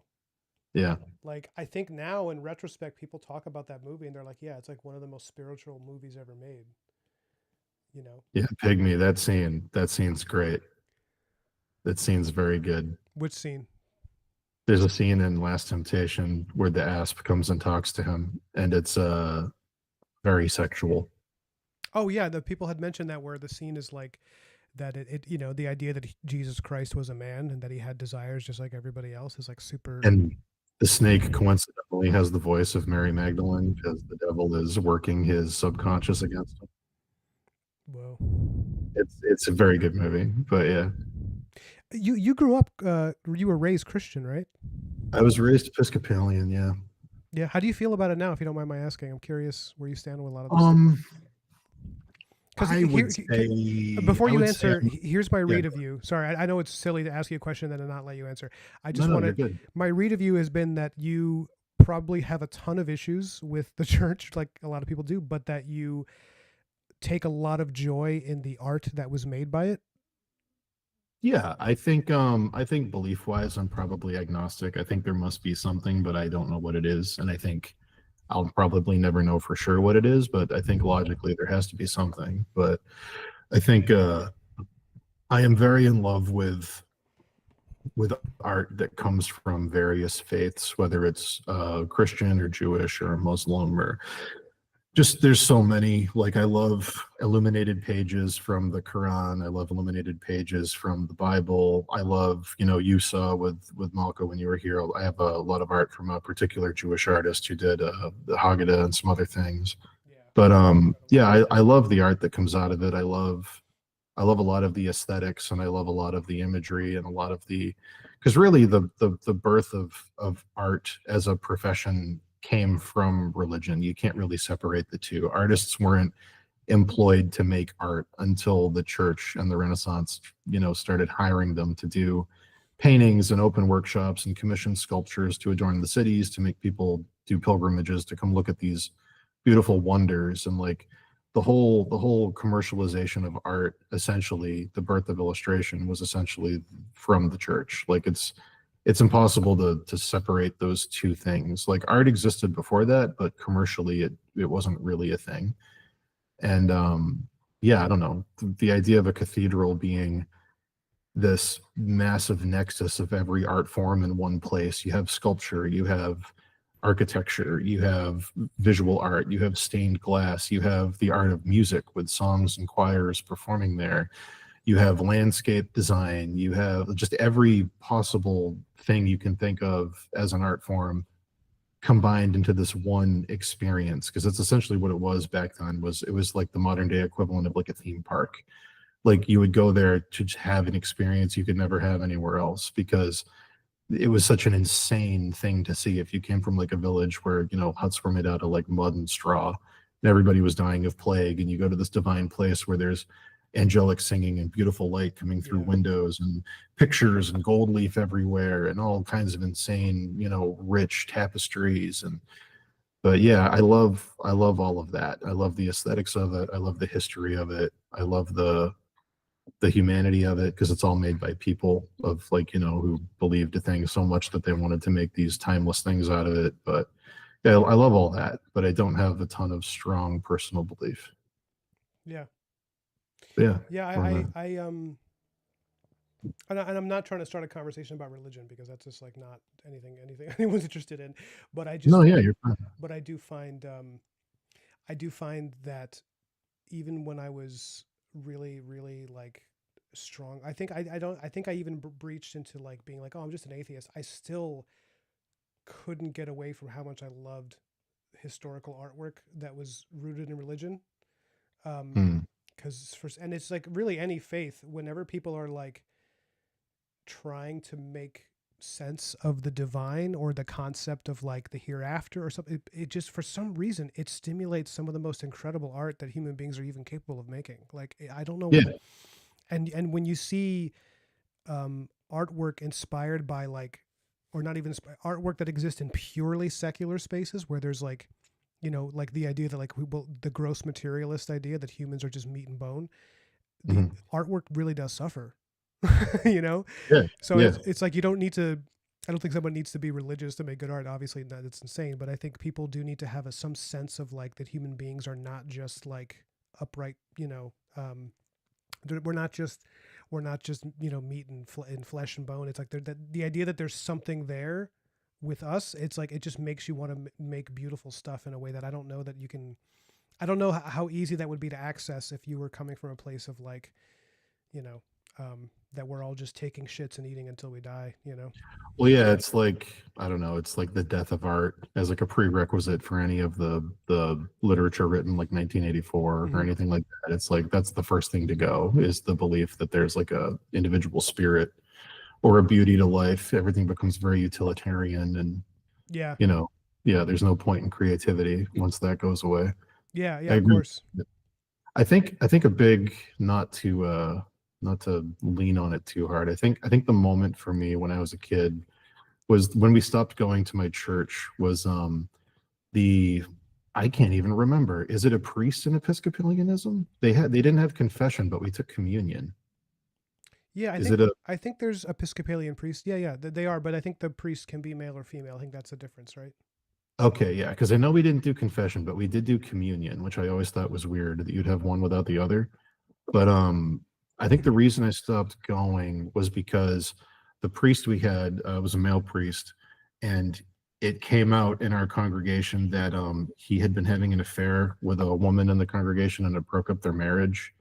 And I think at that moment I was like, oh, okay, so people suck. Like the faith might not suck, but people suck, and I don't really want to go sit and listen to like a I don't know what to call it, like an imperfect vessel tell me how to live. Like I'd rather kind of find my own, Yeah, stuff to believe. And but yeah, after that it was kind of a thing where I didn't really I don't know, I wasn't really interested in what people had to say about it anymore. I was kind of just interested in the aesthetics of it and the beauty of the art and like, things I could appreciate on that kind of level. yeah. Well, I mean, honestly, if we're talking about spirituality, you get way more out of enjoying like gorgeous works of art than you do from like listening. And I don't mean to be mean, but like listening to some dusty old guy behind a podium just Yeah, try to interpret literature that's like literally 2,500 years old. Like I just yeah, don't. And like I started going to church again this past year just because it was like, well, it's like I want to reconnect with that feeling of that community and like the idea of God is really comforting to me. But then I would go to church and just be like listening to somebody like there's some mumbling old priest who's like 100 years old, be like, and then the Lord said to Matthew, and I'm just like, this is so incredibly boring, and it's so yeah, does not fill me with some sense of like, some like some yeah. rapturous joy. It just makes me feel like I'm in a dusty old building, I like, revisited it like leaning on that. Like I revisited the next time I revisited those things was in high school because I took an AP lit course where it was called epic literature, and the three books we had to read were Gilgamesh, the Odyssey, and the Bible. whoa, and it was very intentional because they wanted to show you how epic literature was structured, and it's shocking how similar the Bible is to something like the Odyssey. Mm. And like The it hero's was journey. very, yeah, essentially, yeah. And there's a list of things that make an epic, and one of them is like catalogs of things. Another one is like mythical creatures, trials that go, descent into the underworld and coming back from the underworld, and like basically every checkbox was there, and it was very like, oh, okay, like this makes sense to view it in this kind of way. And yeah, I only took confession once, and it was when I was 22 and I was in London at St. Paul's Cathedral. And I'm not Catholic, but I went in there and there was a very nice priest, Church of England, so female priest. Hmm. But I did take I took confession one time. How did it feel? But yeah, it was just nice to talk to somebody about things that I hadn't talked to anyone else about. That's really all it was. It was more human than divine, but it was nice. Yeah, that's got to be nice. Well, so interesting on this subject. Uh, in about 17 days, I'm Mm. going to Italy with Malka, Oh, that's gonna be fun. our pre-wedding honeymoon. So I am arriving in Rome, and I have booked some tours of the Sistine Chapel, St. Peter's Basilica, and the Vatican museums. You're gonna see some Berninis. Yeah, dude, I am gonna shit my pants. I am You're so. gonna try and get into the crypts. Yeah, well, Malka, she's, so if anyone doesn't know, my fiance is Jewish, and she keeps joking that we're going to sneak into the Vatican archives and find all the things that the Catholics stole from the Jews. I mean, try to get in there. I was like, honey, we're gonna get shot by the Swiss guards so fast. But no, yeah, the idea, because there's that like conspiracy theory that they stole all these things from the Jews and they keep them in the archives. And I was like, why do they want your stuff? She's like, you know why they want it. She's just God, it's the Ark of the Covenant. Who doesn't want it? yeah, it's because they want to be able to melt people's faces off like that movie. But no, yeah, I am thrilled, man. I'm so excited. Um, yeah, day one we're going to the Colosseum, dude. Oh hell yeah, dude. That's great. You've been there, right? I think you've been to Italy, yeah? No, I've never been to Italy. Oh, I'd love to really? go. Oh, I thought And you had. Oh man. I've been to Bali. I've been to Jakarta. I've been to Japan. Been to France. Been to England. Never been to Italy. Okay, what was your experience of Japan? My experience of Japan was 48 hours in an airport, and that's it. Yeah, I What? was in Japan. I didn't really get to see much of Japan, but I was in Japan. That's I went to a Hello Kitty store and I ate ramen and I slept on a bench and I went to a Buddhist temple that was outside the airport, and that's about it.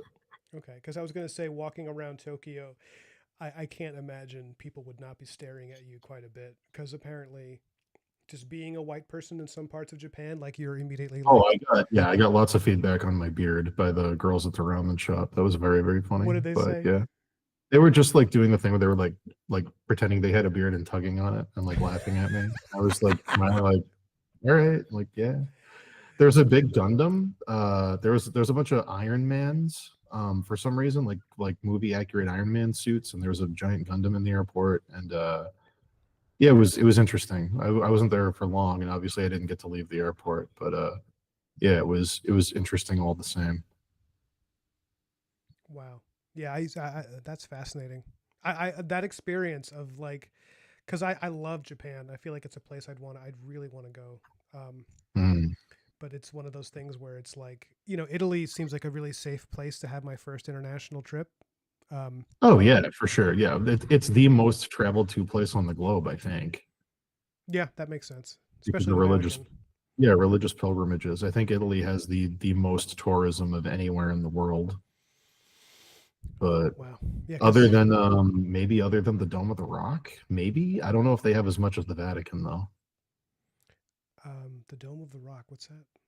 It's Dome of the Rock is where the I forget what it's called. It's the meteor that Muhammad stood on and talked to the angel. Oh, cool. It's a religious site for I want to say Muslims and Jews because I think the Wailing Wall is like right there. They're all kind of like in the same area. All the weird Abrahamic religious sites that are over there. So I think they're part of the same structure, but I might be wrong on that. For me, the Sistine Chapel is like, you know, I'm a basic bitch. I want to see the Sistine Chapel in person. I want to See look it. up at it. I want to freak out. It's like because Do it. my dad went years ago, and he said, and my brother also went years after that, and they were both like, yeah, you literally like, there's nothing I can say that's gonna make you understand how incredible it is to stand underneath that thing, you know. Yeah. Um, and I'm bringing a bunch of sketch pads. I'm gonna be, you know, I'm gonna go full like tourist mom fanny pack, like You should. knee high socks, walking You around. should stay there. You should do what I did when I went to Notre Dame and make them make you leave. I was there till it closed, and they were like, "You got to go," and I was like, "5 more minutes," and they were like, "You got to go," and I was like, "Please." It was like that and like Westminster Abbey. I think I was in Westminster Abbey for like 10 hours, like drawing all the tombs and sarcophagus of all the old Oh. kings and queens. And I was like, "You're not going to get me out of here." They gotta drag you out like like you're being arrested from like, Yes, you know. I'm not leaving this place. But yeah, I don't know. I totally get that. I unfortunately was not expecting this, but I have to go because my mother needs to get to the hospital unexpectedly for reasons. So I have to go get her right now. Dude, go for it. I love you. Yeah, love you too. Please, you know, give your best wishes, my best wishes to your mother. I hope she gets better, and you have a Thank good you. one. All right, brother. Yep, sorry, I wasn't expecting this. Just got the text. Don't worry at all. All right, man. Love you. Talk to you soon. Love you. Talk to you soon, man. We'll find our chat over on this tab, and I will hang up. All right, bye, buddy. Bye. Well, he came into our lives and he left just as mysteriously. Daniel Warren, blood of my blood. I'll stay on for a little bit and hang out with you guys. I just want to put on some music. This is too spooky. This one's too spooky. That's kind of ambience.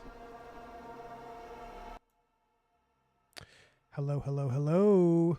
Oh, you know what?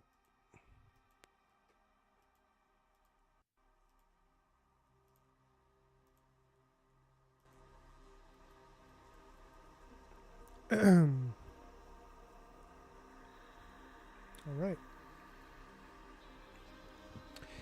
GG. Someone in Dan's chat says, beware of pickpockets.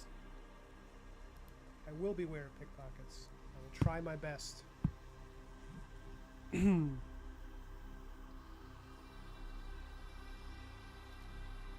Especially because I am extremely gullible, so.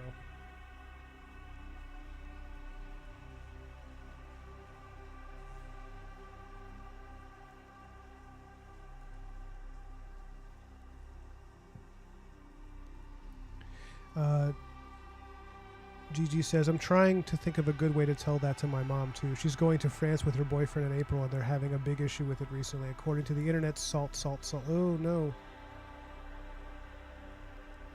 Oh, thanks, Eric. Yeah, I'm gonna set up the Discord in the coming days. I need to make sure that's running because that's like a part of why people are subbing to the Patreon. I just need to figure out how to set up my own Discord. I have one, but I need to make like the channels and the threads. I need to make that work for people. If anybody knows, if anybody's really good at it and they want to give me some tips real quick, you can. Otherwise, I can watch some tutorial on YouTube with my mouth open, drooling slowly on myself. Danny boy, the pipes are calling.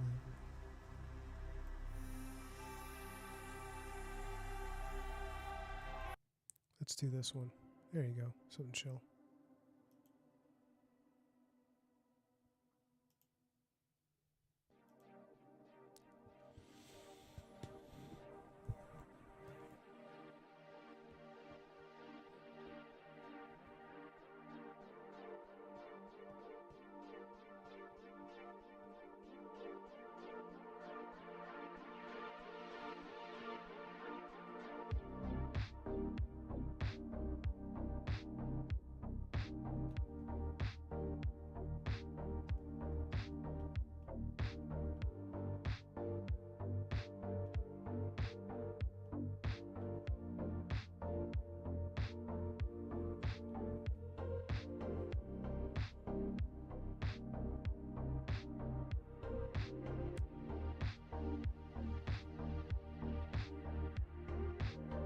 Okay, so what kind of stuff would you like in the Discord? I'm thinking we'll have a section that's for people to post their own art. We'll have several sections. We'll have works in progress, finished pieces. We'll have art sharing.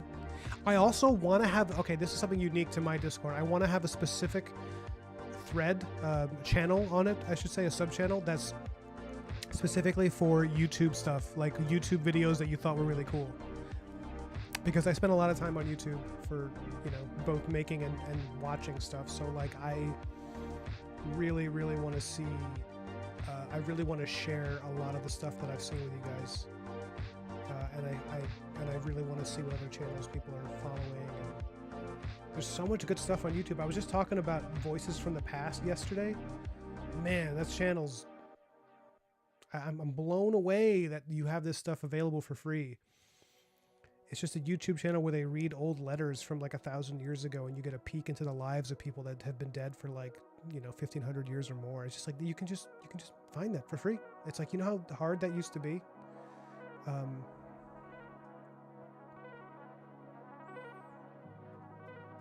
You know what? I don't think this is going to be.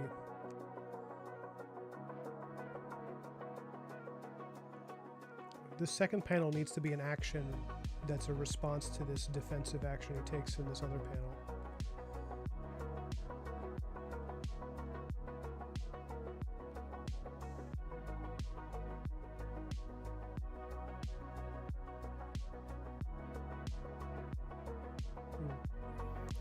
How gory do I want to make this? Should he be cutting into somebody's neck? He might be cutting into somebody's neck.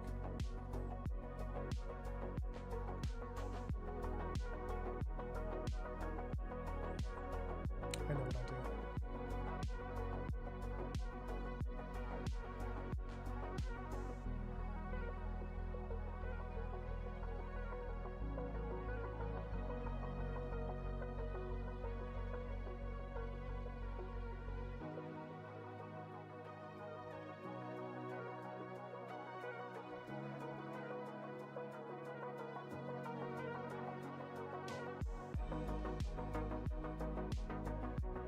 Instead of across the waist, I think it'll be here,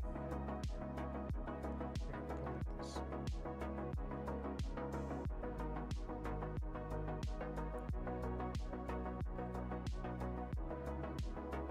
Someday I'll draw a comic where nobody gets cut in half, but it's not today. It's not. It will not be this year of our Lord, 2025.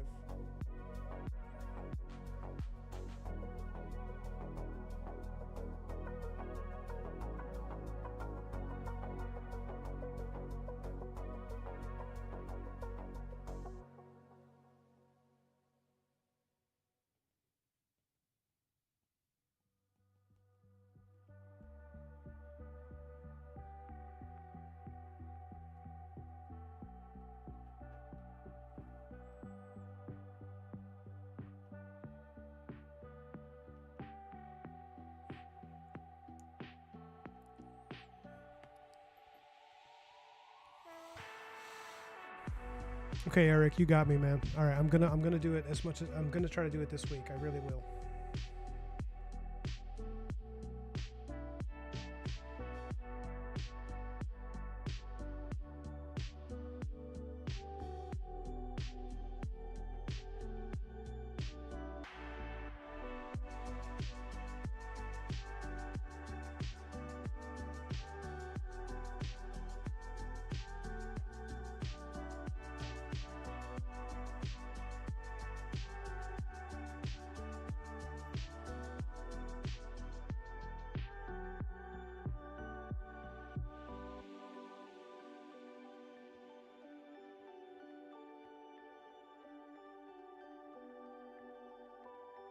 I'm wondering if I'm still going to be able to post violent art like this on my YouTube channel if I'm trying to get partnered.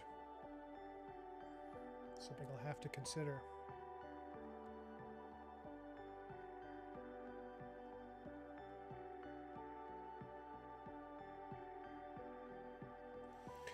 Get out of hand and it becomes hard for newbies to figure out what is what.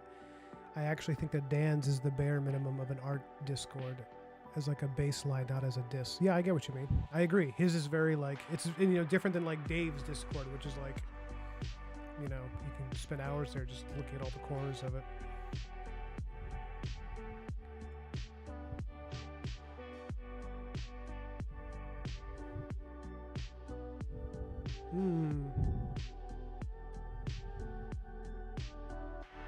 Start with the minimum gore and add from there as necessary. Eric, thank you so much, man. If I ever meet you in person, you're getting a hug. You're getting a Ryan hug, which is a different animal. Sammy says, Ryan, I have a quick question. According to your speed and experience, how many comic pages do you finish in a day? Depends on the book. If I was doing this full time, I could probably get a full color page a day. If I was doing King Arthur, like this Knights of Camelot book full time. Like my own projects, I can get about a page a day if I don't have interruptions, but I always do. So for client work, because it's usually doesn't need to be this ambitious with its setup and how it's drawn and everything. For client work, I can get multiple pages a day if I have to. But that's just me, and I know a lot of other people are not. They're not kind of built like that. Like they don't enjoy working that fast. Like even if they can do it. For me, a thing for me is that I've always worked really fast. I just have that particular gene where because people think it's that you're moving quickly, like you're drawing quickly, but really what's happening is I'm making decisions really quickly because I don't want to spend too much time, except, you know, on this page, I was not making decisions very quickly. I was pretty distracted with my conversation with Dan. God bless him. I just want to talk to him.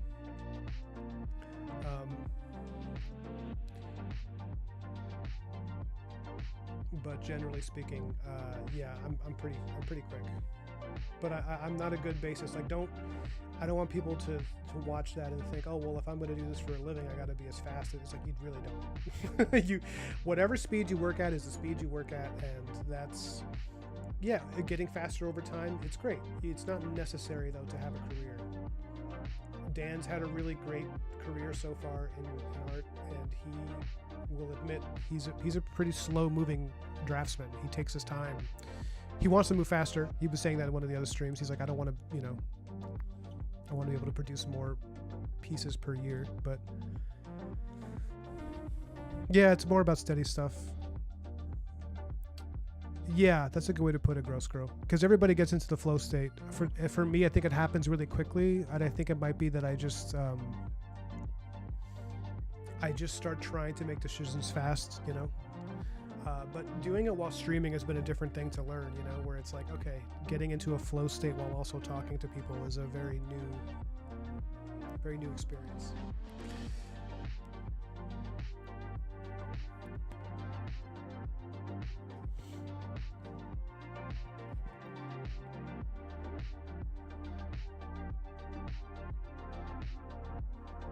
I'm going to protect the NDA for a second while I bring in another page. I'm sorry.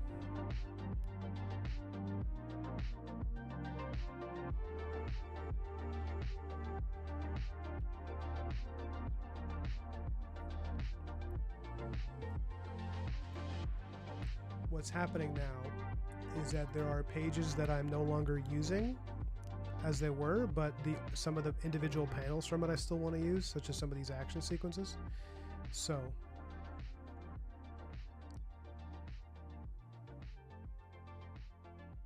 here I go, dropping it in. See, now this actually fits really well in with this existing fight scene I have here.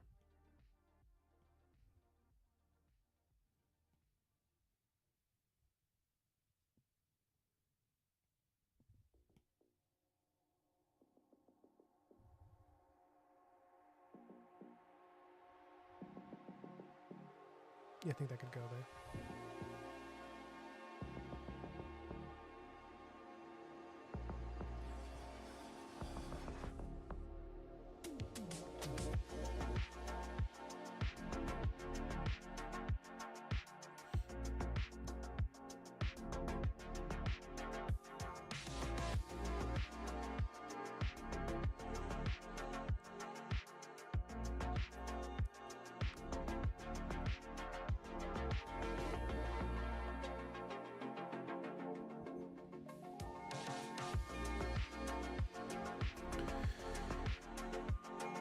Yeah, that's a good way to put it, Gigi. She knows what she's talking, but she says it's more about deliberate movement than literal speed, and that's true. Yeah, you're not just like physically jumping around the page. You're just kind of like working, steadily and just kind of, yeah. It's definitely a way to put it. What's gonna happen here? I need to have some more action here. This is Arthur facing off against many enemies, so I want to capture some of that chaos.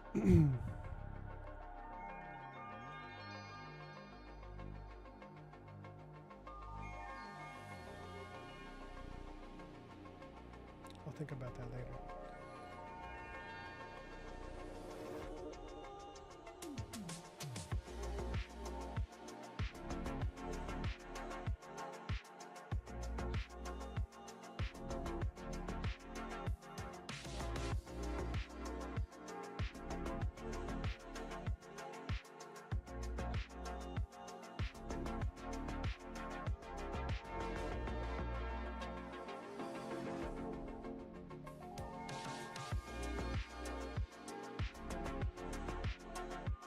Oh, you know what?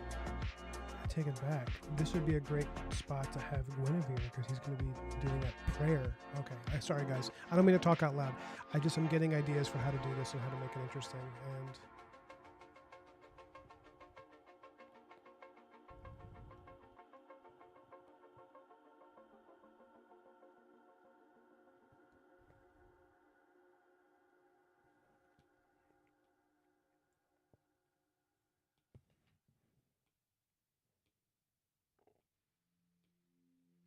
sorry.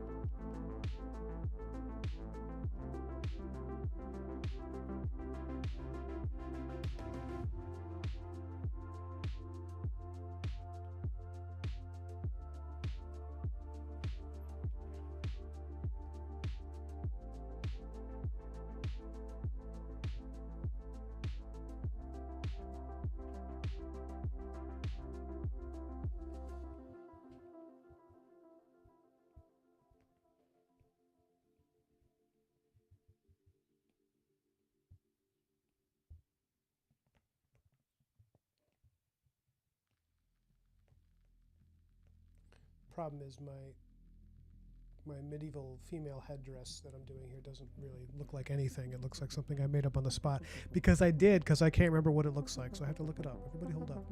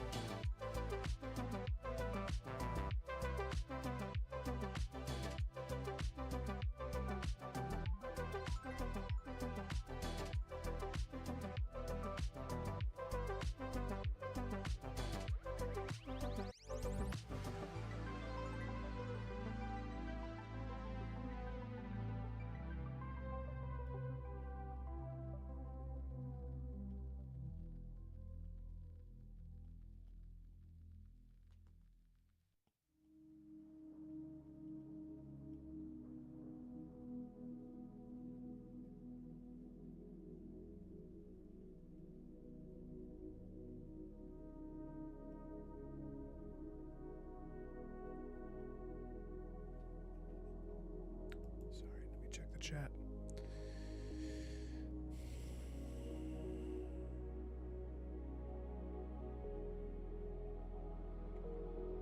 Yeah, that's a really good way to put it. It's yeah, I mean, because I do get a lot of comments on my speed, and it's usually just like if I had to put it down to something, it's just working deliberately, just trying to get as much down. And like if I erase something, I don't dwell on it. I don't dwell on my mistakes. I just kind of like, that's why sometimes people are watching my streams and I've seen people be like, what are you doing? Because I'll draw something, delete it, draw it again, delete it without even, you know, because it's like if I notice something isn't right, I don't want to dwell on the mistake. I want to keep the momentum going. Like I was struggling with this action sequence for a bit, then I realized, oh no, I have something for this. I wanted to have intercuts between different people in his life that he's thinking about while he's fighting through all these guys. And now it's going to make for a better sequence, I think, to show Guinevere, you know, she's a nun at this point in the story because she's feels so guilty about the things she did. She like flees to a convent. Yeah, if you haven't referenced something, it can be slower, but you get to a place where you're just like, I don't care. I mean, like I try to like internalize it, you know, like a lot of this, for example, involves medieval suits of armor, you know, in this comic, and I try to absorb as much information about that as I can, so that when the time comes, I don't have to look at the I don't have to keep looking at the same reference pictures. I can just be like, okay, got it. I know what this is. I get the gist of it. Sometimes I'll start by doing the non-reference version, even though I know parts of it are wrong, and then I'll take the reference after and be like, okay, here's where I need to fatten things up or thin them out, and just kind of yeah. Well, thank you for that. Yeah, Gross Girl says you have a really organic sketch technique. The lack of interruption is a huge part of speed. Yeah. So I use I don't know what it's called, but the technique that I use, that I started doing it when I was in college, because it just really worked for me, was if you notice, I do a lot of it without picking the pencil up. So I'll do a lot of it in pure contour, where it's like I literally just like. I literally just keep the pencil on the page and I squiggle until I form a shape. It stops me from, because my nature is I want to noodle. I want to go in and add little details and do the noodling part. But like a big part of the difference of like when you're starting off versus when you become pro is that you realize how much of the, and I know that you have experienced this, Gigi, as a, you know, someone else working in the field, you probably have the same thing. How much of this is sketching and how little of it is finishing, you know? It's like making a movie. It's like a huge amount of it is pre-production, and then by the time you film it, it's like you get this scene done in a day, but you were building the set for it for like 6 months or something, you know? And that's, yeah, it's basically like realizing that the better I make the sketch phase, the easier the detail phase is, the inking and the noodling, and you know, so.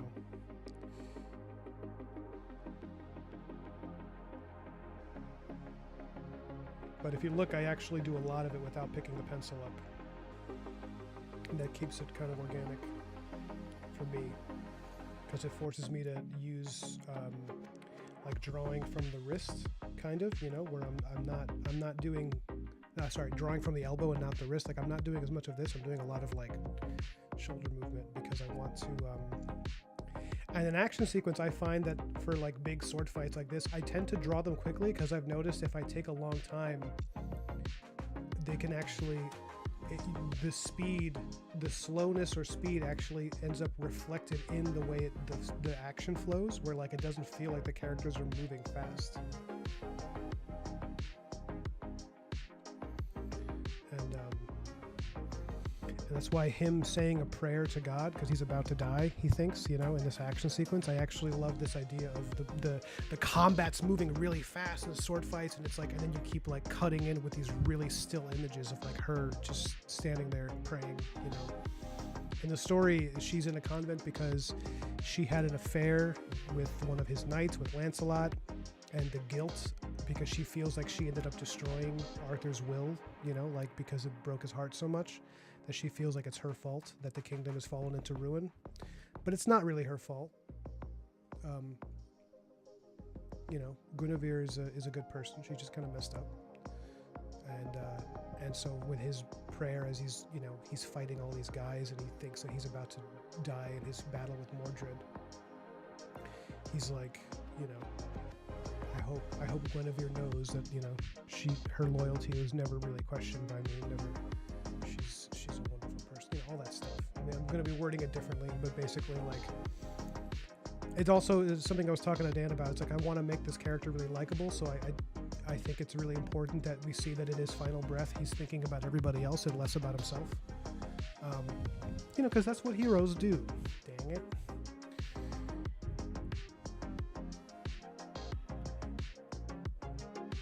I don't know if those are the right places for those seams in a suit of armor, and a helmet, the bucket helmet.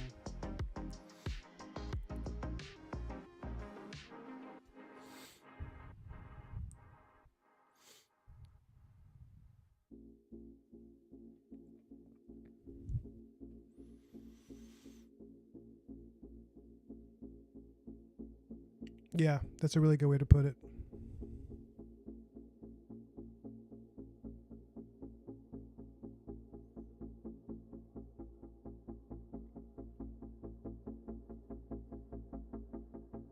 Once you start the polishing process, you're past halfway finished. That's true.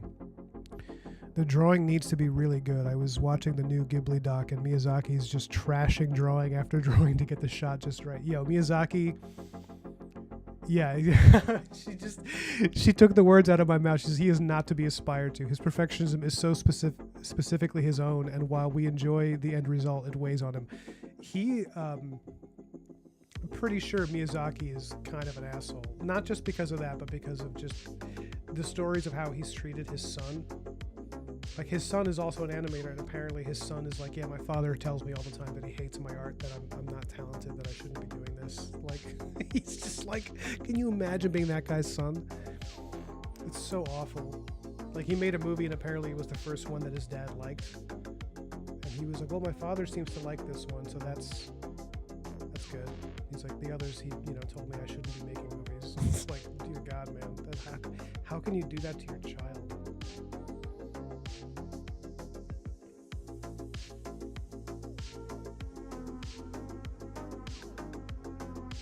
I can't imagine. I couldn't even imagine talking to somebody I didn't like that way. Like, honestly.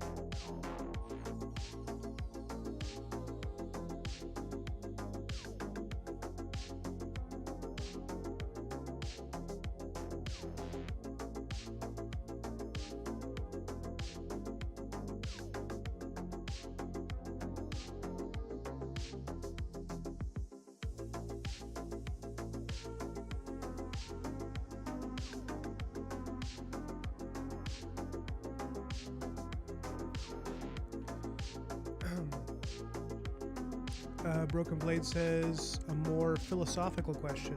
Should a comic artist or artist in general strive for mastery or focus or fun? Or more on fun? Oh no, sorry. Should they strive for mastery or focus more on fun? I've struggled with this for literally years. Okay, well, she's right. It is a wildly subjective question. But I'll be honest with you, I focused entirely on fun. Like, if I'm not, when I'm working on stuff like this, if I'm not enjoying it, I stop and I change what I'm doing. Like, if I get halfway through this page and I'm like, I'm not enjoying drawing this, then I just stop the page and I redo it and I change the nature of the scene to fit what I want to do. Because I just know that if I'm not enjoying what I'm doing, it's going to show. So I am pretty much, yeah, I'm focused on fun. But I think with the fun, there's mastery, right? I mean, like, I know that that's a cheap answer. It might seem that way, but really, I don't think that there's separate things. I don't see the distinction between mastery and fun. Like, this is something that, for me anyway, is a source of great enjoyment. So, yeah, I mean, like, the more I enjoy it, the better I get at it. Which I think is true of a lot of things. I think the more you enjoy what you're doing, the more you're going to learn it quickly.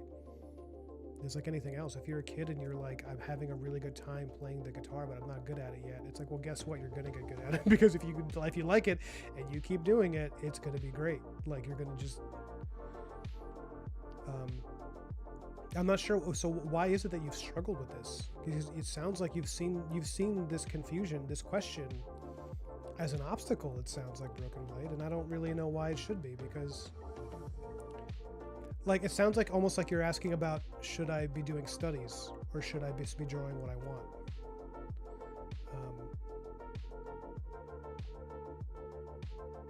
Which is, you know, a question of itself that I guess I do have an answer that I think for that, but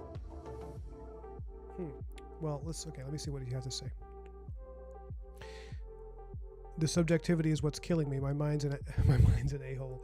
When I strive for mastery, I feel arrogant. When I focus more on fun, I feel lazy. Masterful fun, says Cammy. Yeah, with the fun is mastery. Yeah, I think that's exactly it. I think that we have this weird thing where I think we think of art sometimes, like, people talk a lot about studies and doing studies. Like, how many studies a week should I be doing? And it's like, what do you mean by doing studies? Do you mean picking a subject that you're uncomfortable drawing and just focusing on it? Like, there's merit in that and you will learn, but a big part of getting better at drawing something is finding the love of that thing. Like, I used to hate drawing mech, anything with mechanics and robots and like cars. I hated it. I would dread working on it, and I would get a client that would be like, yeah, we need to draw a car chase for this police, comic. And I'd be like, fuck me, I don't want to do that. But then, it just started to get awesome because I learned about how cars worked. I started researching cars, started being like, wait, the way the pistons turn and, the way a car moves through space. I was like, oh, this is actually like a really fascinating invention, and human beings are pretty cool for making this. And they're beautiful, a lot of machines are gorgeous in their own way. I don't think of technology as being inherently ugly and intrusive. I think that there's a joy in seeing like big mechanical chunky stuff. Maybe that's a guy thing, I don't know, but so I found my enjoyment of it, and then I started to enjoy working on it more. And so I think, I don't know that mastery is a separate function from joy. I think if there's something that you're drawing and you're bad at it and you want to get better at it, are you enjoying working on it is the first question I would ask. And if you're not, what can you do to make it more enjoyable? Like, what can you do to make it so that you look forward to working on it? Because that's really, I don't want to say it's the only way you're going to get better, but it is the most efficient way to improve, because drawing things you're not enjoying, the speed at which you will hit burnout will make your head spin. because it's really that's the source of a lot of burnout. Is just like, oh god, I was drawing, and I know this. Listen, I like drawing comics for years. I know that feeling of burnout where you're like, I don't want to look at another page of this damn book. I don't want to do it anymore. And typically it's when you're not enjoying something, when it's a client book that you're like, I have no interest in this subject. It is specifically a paycheck. And I got to get up and draw the same thing over and over so I can collect my money. And it's just like, it's not fun. So I think that, this idea that mastery and fun are distinctions. I just don't understand it. But I don't know, Broken Blade, what do you think? Did I answer your question really badly? Have I left you unsatisfied? I would understand if you were like, that's not helpful to me.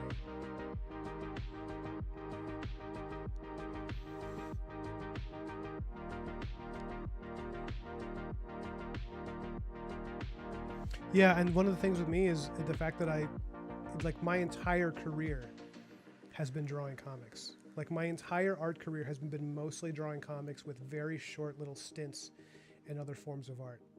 So what happened is the whole question of mastery versus fun becomes moot because you just have to draw so much per second, so many different things that you just get better because you have to, because people are waiting, for a book to get done, and you got to just get there. So working on comics, will make you, that'll improve your draftsmanship real fast.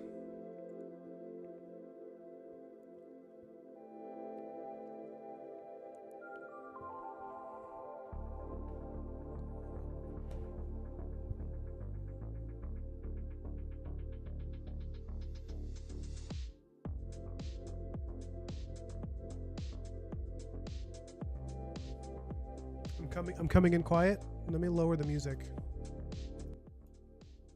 Here we go. I lowered the music, and maybe you can raise the master volume. I'm having some serious issues with the mic. I don't know why. Let me try something. It's been happening a lot lately. Oh, is this better, guys? Is this better? I changed something on the mic.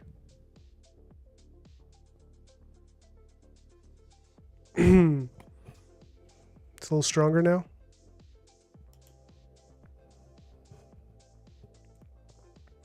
Taco Force, let me know if this is better. I changed the setting on it. I'm so sorry how often this happens with this microphone. I feels like I'm not quite understanding. I have to maybe just get a new mic or something, but this is a new mic.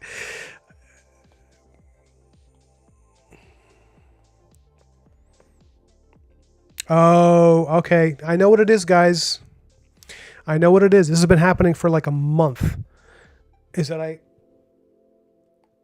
had the setting on the little symbol for speech, which I thought would be better because I'm talking into it. But if I change it to the little symbol of a guitar for music, it takes in more sound. So I guess I should just keep it on this setting. I'm so sorry for people who've been listening to me and have been annoyed at how quietly I'm coming in on the mic. Oh, is it? I'm so loud. So I can put it over here, right? Now I put it over here, you guys can hear me fine. I don't have to hold it up to my damn face anymore. Now it's so loud. Hey, see what happens? You got to be careful what you wish for.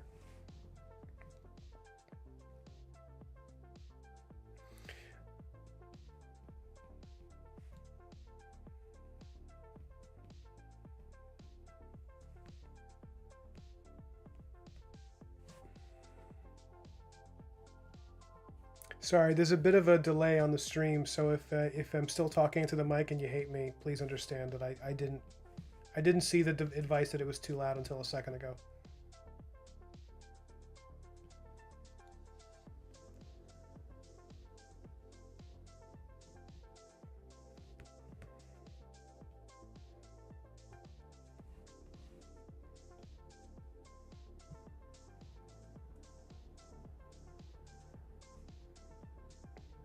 Oh, it's so nice to not have to hold the goddamn microphone all day. My streams, my bicep was getting like a pump from holding it up the whole time.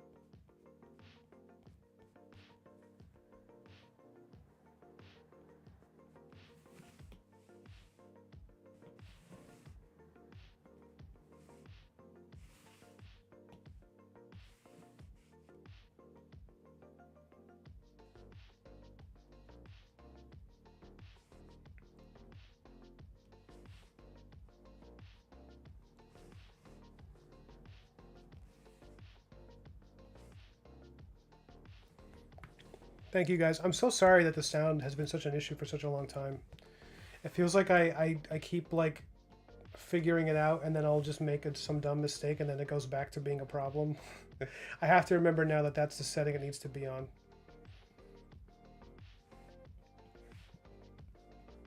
I keep thinking, oh, I got this streaming thing figured out, and then I just like, nay. Nay unto thee, I say.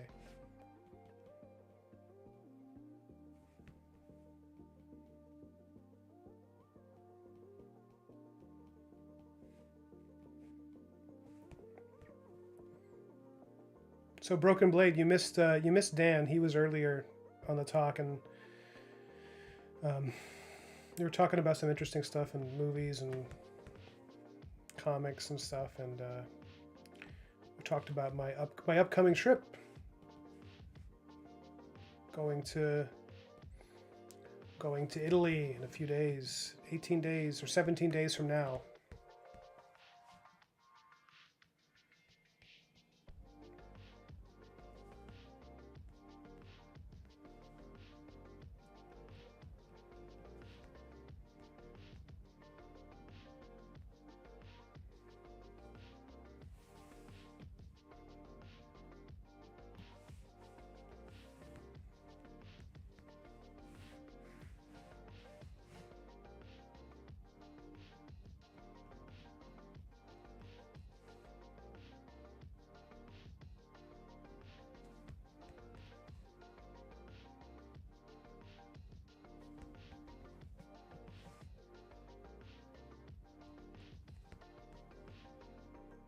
Yeah, this is basically like our honeymoon, but we're doing it in front of the wedding instead of after it. I don't know why we thought that was a good idea, because now that we're like been planning the wedding, we're like, oh god, this is so much to do at once. But we're going to enjoy it. We're going to try to not let the stress get to us. So something that's going on with us is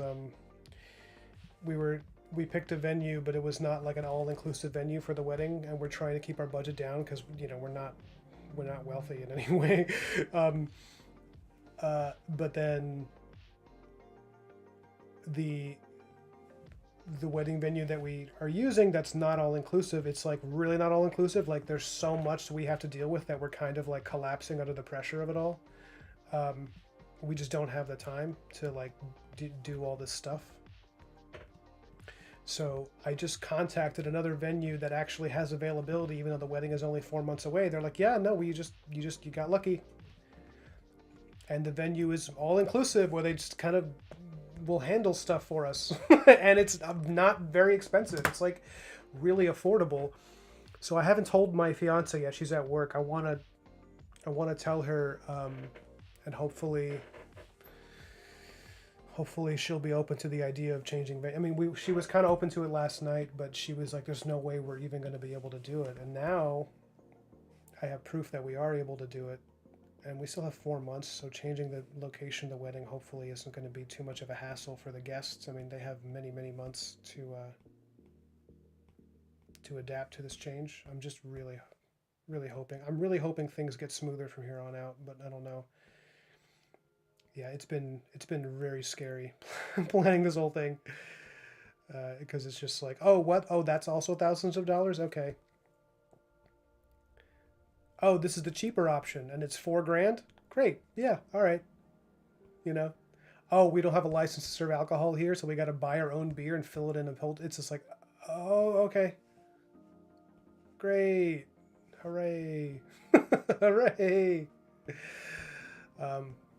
But this could be this conversation I just had with this venue. This woman on the phone who runs the venue with her husband, she was so nice. She was so kind, and she was so like easy to talk to, that it really put me at ease. And I'm really hoping we can maybe switch to them. But here's hoping my lovely fiance is okay with this venue, and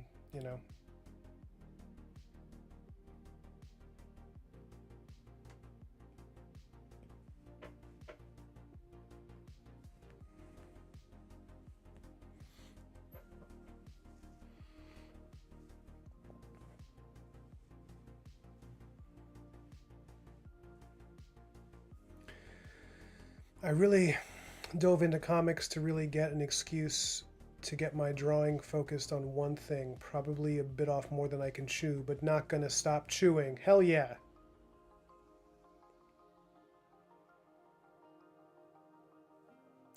Taco Force, explain what you mean, please. I'm interested.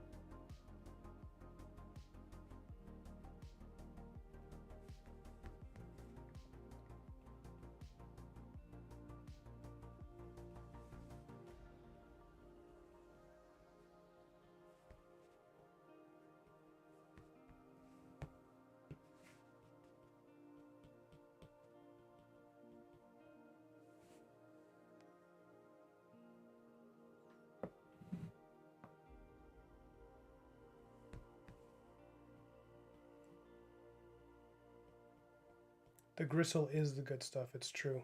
Take it from an avid meat eater.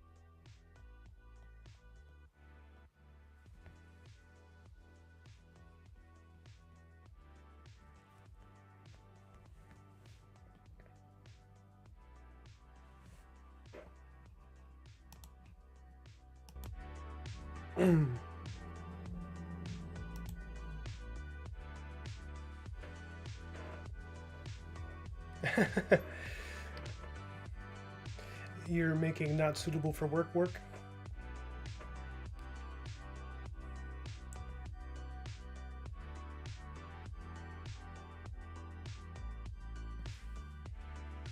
Hey, thanks for joining, Talon.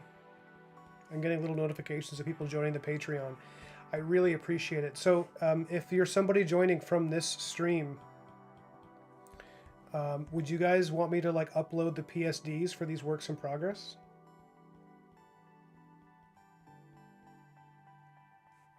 So that you can download it, you know, or would you rather just see the JPEG of what it looks like?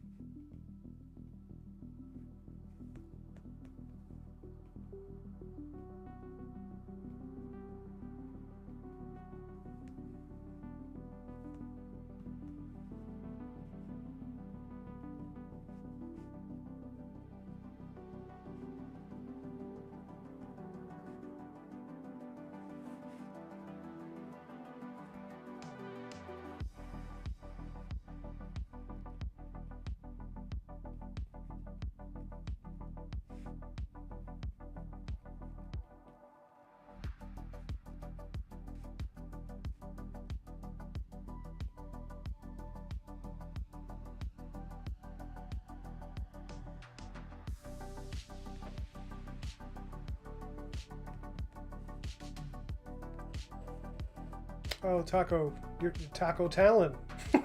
I'm not gonna call you. I'm not gonna call you Taco Talon, but I might call you that sometimes because I like that your name is Talon, but that Taco. I'm not trying to dox you. I just you outed yourself, so as having an unintentional alliteration. Talon is a cool name though.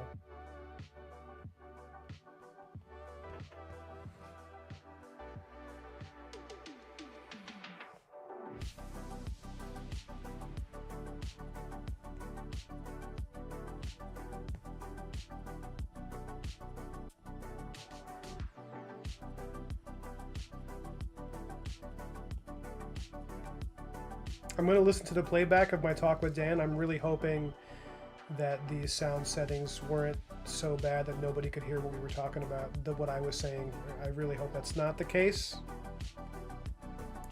If it is, I'm going to be real PO'd at myself. But I'm glad we sorted that out because that was bothering me, and I didn't realize the settings were wrong. I should have been experimenting more with it. I've just been really busy and nervous with the wedding stuff. It's been taking up a lot of my mental energy. And then when I stream, I just want to chill out with you guys. But then it's like there's things you got to do in the stream to make sure it's working. And I just haven't been as attentive of that, I guess. Because I thought I already figured this stuff out. I thought I was a veteran streamer at this point. I'm like PewDiePie. I mean, nothing separates me from him, especially not my blonde hair and blue eyes. And the fact that sometimes I read NSFW frozen fan fiction on my streams. He did that once. That's what I'm referencing. I don't know if you guys are aware of that.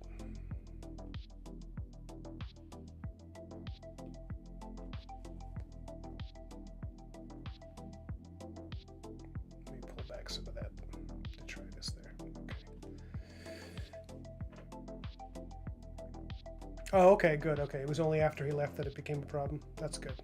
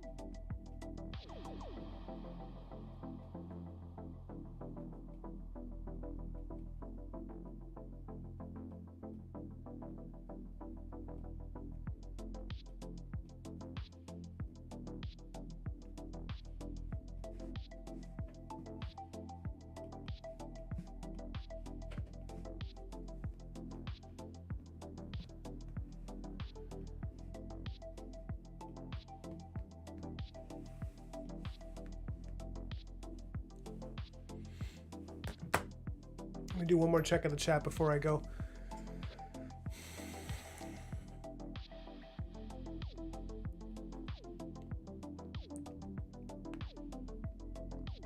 Hey Gigi, thank you so much for posting that.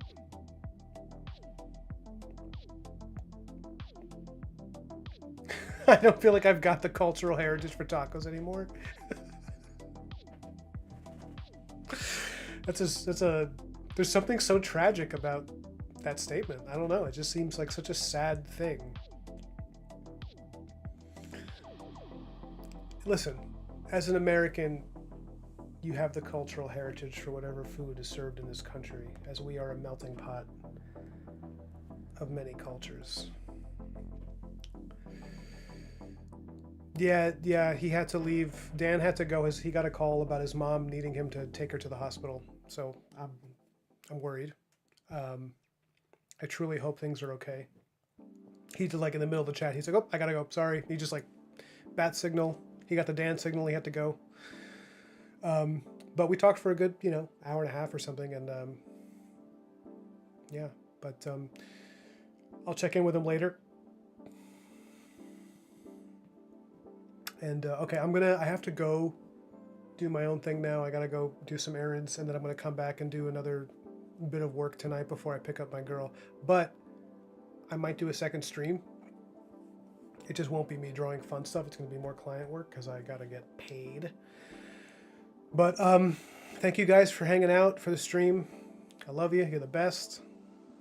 And thank you for those of you that just joined my Patreon. I'm seeing more people jumping in all the time. It makes me very happy, and you're making my life better. You are literally improving the state in which I exist, and I love you. You're the best. Thank you guys so much.